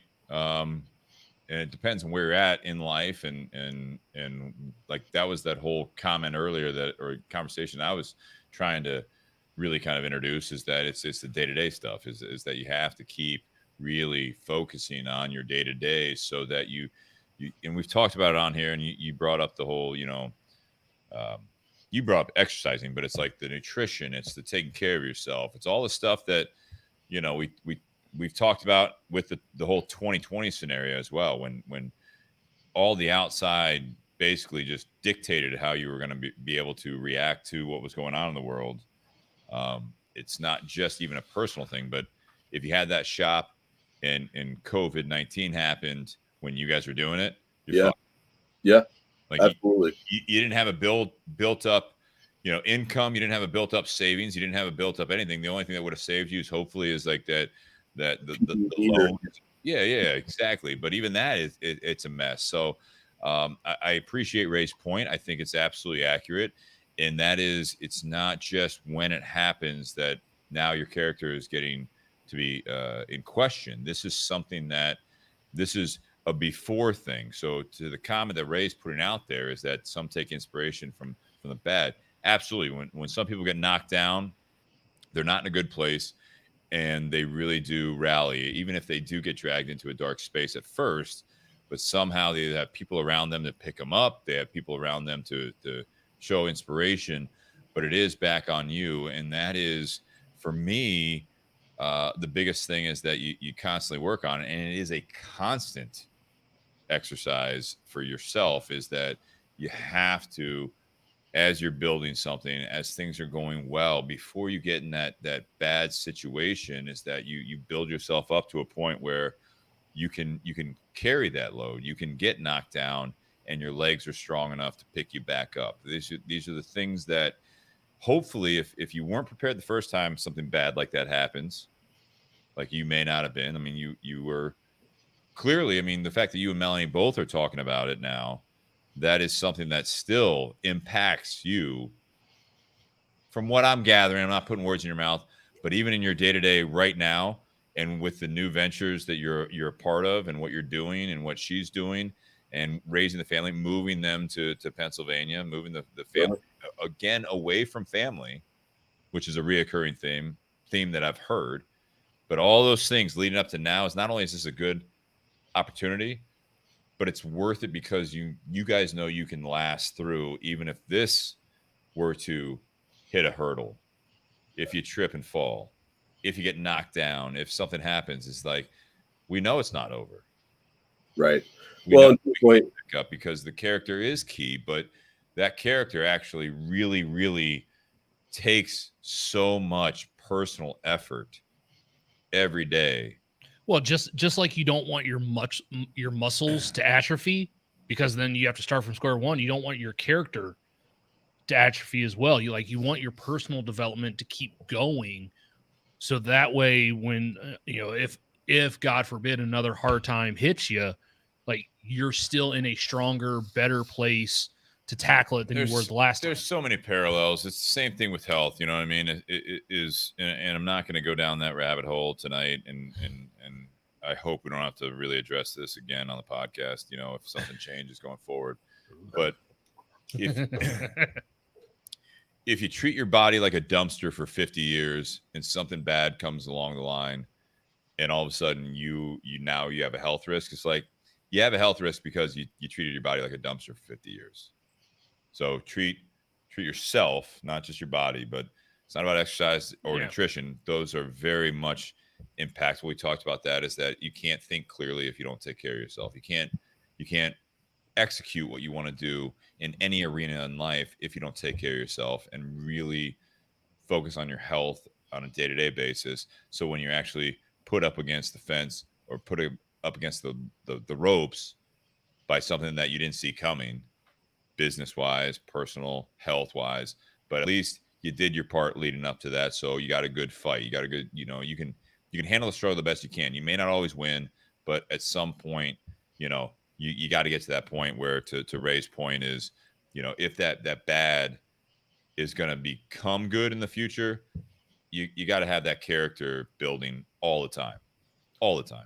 When I think one other thing, just, to kind of add on to that I really think about when I think about all these times is the mindset, right? So to your point, you can have the best laid plans, have all the resources, or have built up a healthy supply, and one of these things can hit you hard enough where it takes all that away, right? So you're net zero, if not under. But the thing that I've always stressed with my teams too, especially like in this new project we're working on, it's a big project. It's a lot of pieces. Very classified. Yeah, very classified. All right. No one ask any questions. We're not going to answer the questions on the podcast. All right. If anyone's asking questions, we're not going to answer them. So just stop typing. Stay tuned. It'll be released when it's ready. Absolutely. Right. Yeah, we'll come back and for sure give an overview and talk through it all. But what I go back to is a mindset of one step forward, right? And I think this is the same with working out as well. I think back to when I did more working out, obviously not the same as back in the olden days, but I think about is that if you went to go lift the heaviest weight, you're going to fail, but it's like you put up those smaller weights and you build on those things. And for me, it's like, even when you lose everything or lose all resources, if you look at the big picture, it overwhelms you. But if you look at if you adopt the mindset of what's the next step, instead of what's the next 5 steps, 10 steps, bigger picture, that really, at least for me, has been the big key to digging my way out of a lot of these turbulent times, is that you reflect, you learn, and you take the next step. Doesn't have to be big. It just has to be a step forward instead of a step back. I like that. It's just like Ryan Jones had just commented, like one of the things he says all the time, keep stepping. Yeah. Whether it's a good thing, whether your day's going well or going bad, like just keep stepping. Keep stepping. I was like, Ryan, is that your mantra now? It is. And then this was his response. Yeah. Yeah. I don't know if it's something I say, whether it's a good day or a bad day, you just always got to keep stepping. Never stop, especially if it's a bad situation. You got to keep stepping to get yourself out of that situation. Same if it goes for a good situation. Why be good when it can be better? Never settle for less. I mean, I like the attitude, obviously. Yeah. It's like Joe Dirt says, right? Keep on keeping on. Life's a garden, dig it, man. Yeah. I mean, we can do with that. Yeah. It's been a big part of my mentality, because like Mel said, there's some times, especially for her, where she really just wanted to give up. And I think one of the biggest things that helped in my like coming alongside was where we just really talked about the big picture is overwhelming. Things do look bleak, but what is that next little thing we do just to try to take it one step forward? So I agree completely. Is she coming back out for closing remarks, or she our middle kiddo Luke, he seemed to have a stomach ache and it was getting worse. no problem? Our oldest came out, so it looks like I'm handling this one because I haven't seen her even in the kitchen. So I think she's trying to settle him and get him into bed. So It's fair. yeah, so That's I'll have absolutely the fair. closing remarks, I guess, for her. That's absolutely fair. Do you want to start the closing remarks, or you want Nate to start them? You guys do it because I don't exactly know what you guys put in them. So I'll lead by, you guys lead by example, and I'll. Closing remarks is typically like a summary. You can always bring in something that you've been thinking about as we've been talking, but this is like a time to give you closing remarks for the topic at hand. Okay. Before we do that, I do want to again thank our sponsors. This is something that I like to do just because it's a way to keep these things going. But first and foremost, patreon.com/bourbonbs podcast. Sean Wilkinson has been a supporter since December of 2019. He won the raffle between the part 1 and part 2. He got a hat from Romeo Julieta, 1875. He looks super handsome in it. Luckily, he is in the garage. He's a local guy. We appreciate the local. We also have, Sean Anderson, who was on the podcast. He's from Tennessee, so he's not in state. He's not local, but he's been a supporter as well. We have some other supporters from around the country, which is fantastic. So if you guys are enjoying it, hopefully you guys share it, like it, review it, get more people part of the conversation. I don't know how you feel about it, and don't blow smoke up our skirts here, but I mean, this is absolutely something that we enjoy. The first part with the cigar and the whiskey, maybe not as technical as some podcasts out there when you're in the bourbon world or the cigar world, but it's real conversation about it. And we've even had people on here, Anthony, that have never smoked a cigar, aren't really into whiskey, but it's like this really like blunt, like this is their reactions to it. It hits people differently. Part 2 is, again, beyond the BS. This is where the community typically will lead to, and that's why we all typically will enjoy a spirit. This is why we enjoy cigars. It's not just that experience. It's about the time of slowing down and actually talking with people or reflecting on your own. So that's what we love about this podcast versus a lot of others. So if you guys are enjoying it, check out patreon.com/bourbonbs podcast. Keep it going. And thank you to Tinder Box at Easton, Altadis USA, and BS Cigar Company. And Anthony, you and Melanie, thank you so much for joining us. We hope to have you back when you start your whatever level classified situation you're in, when the clearance has been lifted, and we'd love to promote whatever you're doing with that as well. It's been fantastic talking to you, and for me personally, I haven't known you or met you like Nate has, so I always enjoy meeting people and enjoying conversation with people that not only are enthusiastic about cigars or spirits, but just good people. Well, we certainly appreciate it. And thanks so much for thinking of us and having us on. I'll say this. I think at the core of this, what you guys are doing is great. It's about the community. And I think that's why, you guys are doing this for the love of the community. It's certainly why I've stayed in the game, right? There's been moments where I've definitely wanted to walk away. But what I've loved about the industry, what drew me at it at first, was just the love of the community, of sitting around with a bunch of good people, guys and girls, leaving those titles at the door when you come into a setting like this or into a lounge, and just shooting the BS and talking about stuff, and having these moments of levity, but also these moments of just like really drilling down and having a serious gut check with good people. Right. It's a huge love of mine. It's something that hopefully in a lot of my career I've been able to take across in different places. And just to tease it a little bit further, the reason why this project speaks so much to me is, CI on a very big level has a lot of different properties that have a transactional component. And the big task, as they understand, with the generation of smokers like us, is that we're not just smoking, to smoke. We're smoking because we love it. We're smoking because we like to see what's new and change up our variety. But we're also smoking for that social experience, Yeah. impacting each other's lives and really kind of decompressing together.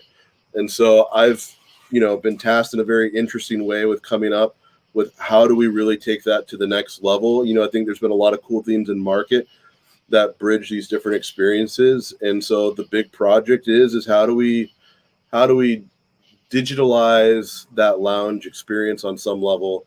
And so there's a bunch of different components to it beyond that too, but that's a big reason why I'm super excited about it. Because, Nate and I have been super blessed on our rep experience to spend time in a lot of different shops, right? Like Right. across my territory, and across my career, I think I've been in at least, I know, north of 300 shops. And so that's a lot of different people, different styles, different ideas of how to run a shop, how to, be in a community in a shop. And so what I'm super excited about is taking all those different experiences. I had a notebook when I traveled.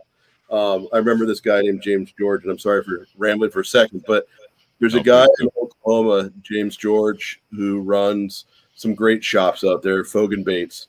And he's like, if you really do want to own your own shop someday, he's like, you should have a notebook and just jot down notes of things you like, things you don't like, things you want to do someday, because you're getting a world-class experience. And so I kept that notebook, and I've been doing that for years, and now I get to kind of have the empowerment, the money, and the vision from a company backer to really bring something special out there. So, like I said, we'll talk.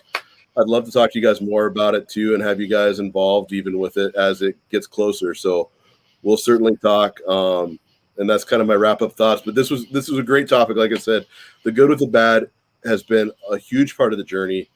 And like I said, my final thought is always about mindset, keep on keeping on. So I like that. Nate? So, like Sean Anderson had posted out there earlier, embrace the suck. That's a quote that he's said multiple times, even when he was on the podcast. So when you're going through, some of the bad times, it's important to still recognize what you have that's good. So if you lose a job, like, what do you still have going for you? Like, do you still have your health? Do you still have a roof over your shoulder? Do you still have food on the table? Do you have someone there to support you and help you get through those bad times? Because sometimes that can make the journey in those bad times a little easier. Sometimes it can make that journey a little shorter as well. Is if you have someone that's actually pushing you to get back out there, to do better, or to do something. So that way, because sometimes when there are some people that when something bad happens to them, they just let all the negativity or possibly failure just weigh them down, and they don't want to do anything whatsoever. So sometimes it's helpful to have someone there to kind of push you to make that first step and remind you to keep stepping.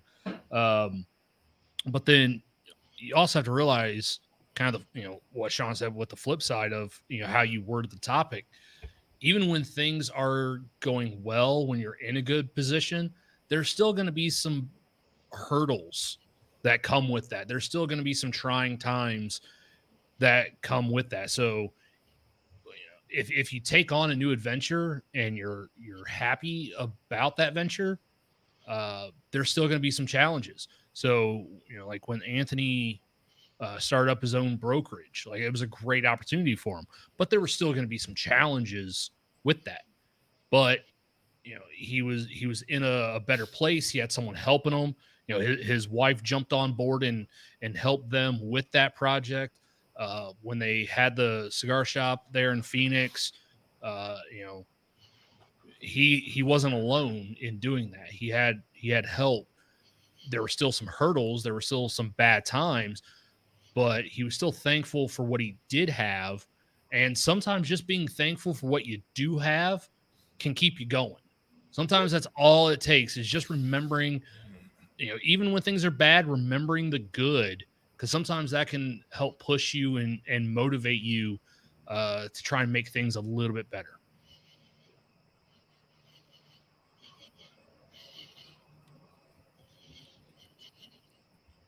Both great points. I'm going to take it back to the guests.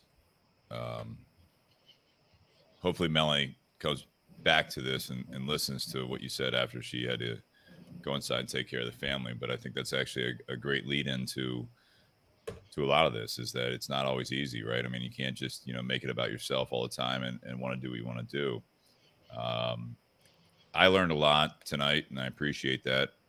That's what I love about doing this every week, is that if I can learn something from it, that's why it's worth it for me. Meeting you, Anthony, and Melanie, who is now inside taking care of the family. That is the good with the bad. It's not always easy. Like you have one of your kids that aren't feeling very well right now. So would she rather be doing something for herself right now?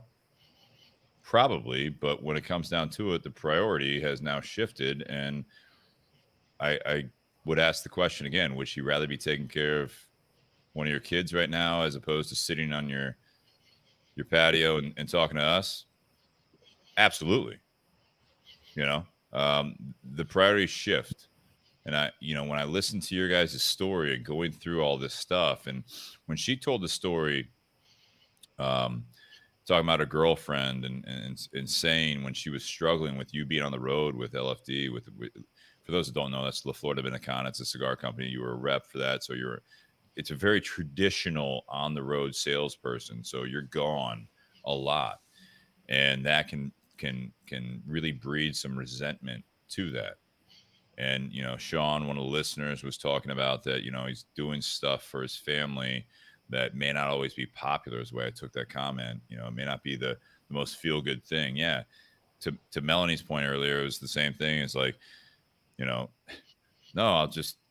this isn't right. I'm just going to find someone that's rich and can take care of us, and I can just do what I feel is right. It's like, well, wake up, Peter Pan type of mentality, is that, at some point you need to pay the bills, and at some point the furnace is going to go out. At some point the roof needs replaced, and at some point you need to actually take care of all this stuff. Not if you can be in that situation where the finances are really of no importance anymore because it's abundant, that's great. But our society is so enthralled with celebrities and rich people and all that stuff, and all I know is that in the last year or so, Jeff Bezos went through a divorce. Dr. Dre is paying high six figures in alimony per month. Kelly Clarkson is also paying high six figures. Bill Gates. So all these people that have shit figured out because they're fucking rich, grass is not always greener. You're still going to be upset. It's how you handle it. You take the good with the bad. I wouldn't mind being upset with a few $1 billion, though.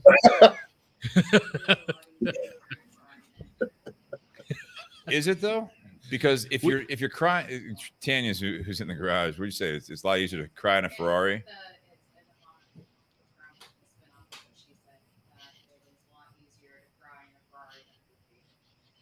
The hoopty has more space. I disagree. Easier to cry in a Ferrari than as a hoopty. Chances are that hoopty is going to be an automatic. The Ferrari's not. So like if you're crying, you have to drive it. The hoopty is going to just cruise down the road like it always did. I'm just saying it's all about perspective. You take the good with the bad. No, I think that this topic was great for having you guys on, because not only with your life experiences, but the relationship side of it is very important to a lot of people. And you guys are the first married couple that we've had on 180 episodes in. That's cool. It's very cool. Yeah. I think that everyone goes through their different ups and downs, whether it be, again, the personal side, the relationship side, or the career side, any of that stuff. It's about how the reoccurring comments that I've seen, it's about like what I posted up on the screen. What Ray said is that it's basically hindsight. you know, some of the things that sometimes even when you're in the moment, you almost have to say, I'm going to look back at this and realize that the bad that bad that may seem like a just a mountain that you have to get over. When you look back at it, it's merely you're stepping up on a curb, because that mountain that was once just this gigantic feat to get over, get out of bed, to get back at it, all that stuff. This is now something that you can do without even blinking, because you've conditioned yourself on a day-to-day basis. And again, it's not about being callous. It's not about like just turning away. Anytime something comes up, now all of a sudden it's like I'm going to run away from that because it's a negative situation and I'm going to protect myself and all that stuff. It's not about that. It's about, are you protecting yourself, but also realizing the value of that job, realizing the value of that relationship, while taking into consideration with priority your own personal worth and value and feelings. Again, it's about balance. And I think that when I hear you guys' story tonight, you know, Anthony, you and Melanie, it's the fact that you went through shit together and there were so many breaking points. And I'm sure there were times that you and her both thought probably easier to walk away and just, yep, I'll love you forever. I'll take care of you. Like, I'm here for you, but this isn't right. Yep. And you fast forward through all those hardships, and to that term I use, the calluses, and to what you talked about also, Nate, with the working out stuff. There's so many parallels with every arena in your life, is that those calluses actually build up a tolerance for, in a good way, that you can actually withstand and get stronger through those things that actually are hurting you. And a lot of times it's in a much lesser extent than at the moment it feels like. And I'm sorry to bring it back. This is where my mind went with this, is that, you know, if you look at my hands, I have calluses on my hands from strength training for many years. When you have that and you break a blister and all that stuff, you're like, oh, I can't lift, because all it does is it's going to bleed and it's going to hurt. But you let yourself heal a little bit and then you get back in there. And eventually all it is it's character. It's part of you. So now the little hurdles that used to be big hurdles are now not even something you blink at. You look at your partner, you look at the business or anything like that. It's like, yeah, it fucking sucks. I know what we need to do. We need to talk about it. We need to work past it. We can't let that happen. We slipped over here. You know what I mean? We lost our focus, and now we've regained it. So now we can actually get stronger and get better and be stronger together. So that's what I learned from you guys tonight, and I completely respect you guys and appreciate you guys being on the podcast, because that is exactly this: is take the good with the bad. Is that the overall good is typically and almost every time going to outweigh the bad, and to the points that some of our audience had actually done, and Sean just said it again: embrace the suck. It's not about glorifying it. It's actually taking it in and actually realizing why the suck is happening, and then you grow from that. And so that's what I'll leave you guys with. When the world hands you some BS, light it up.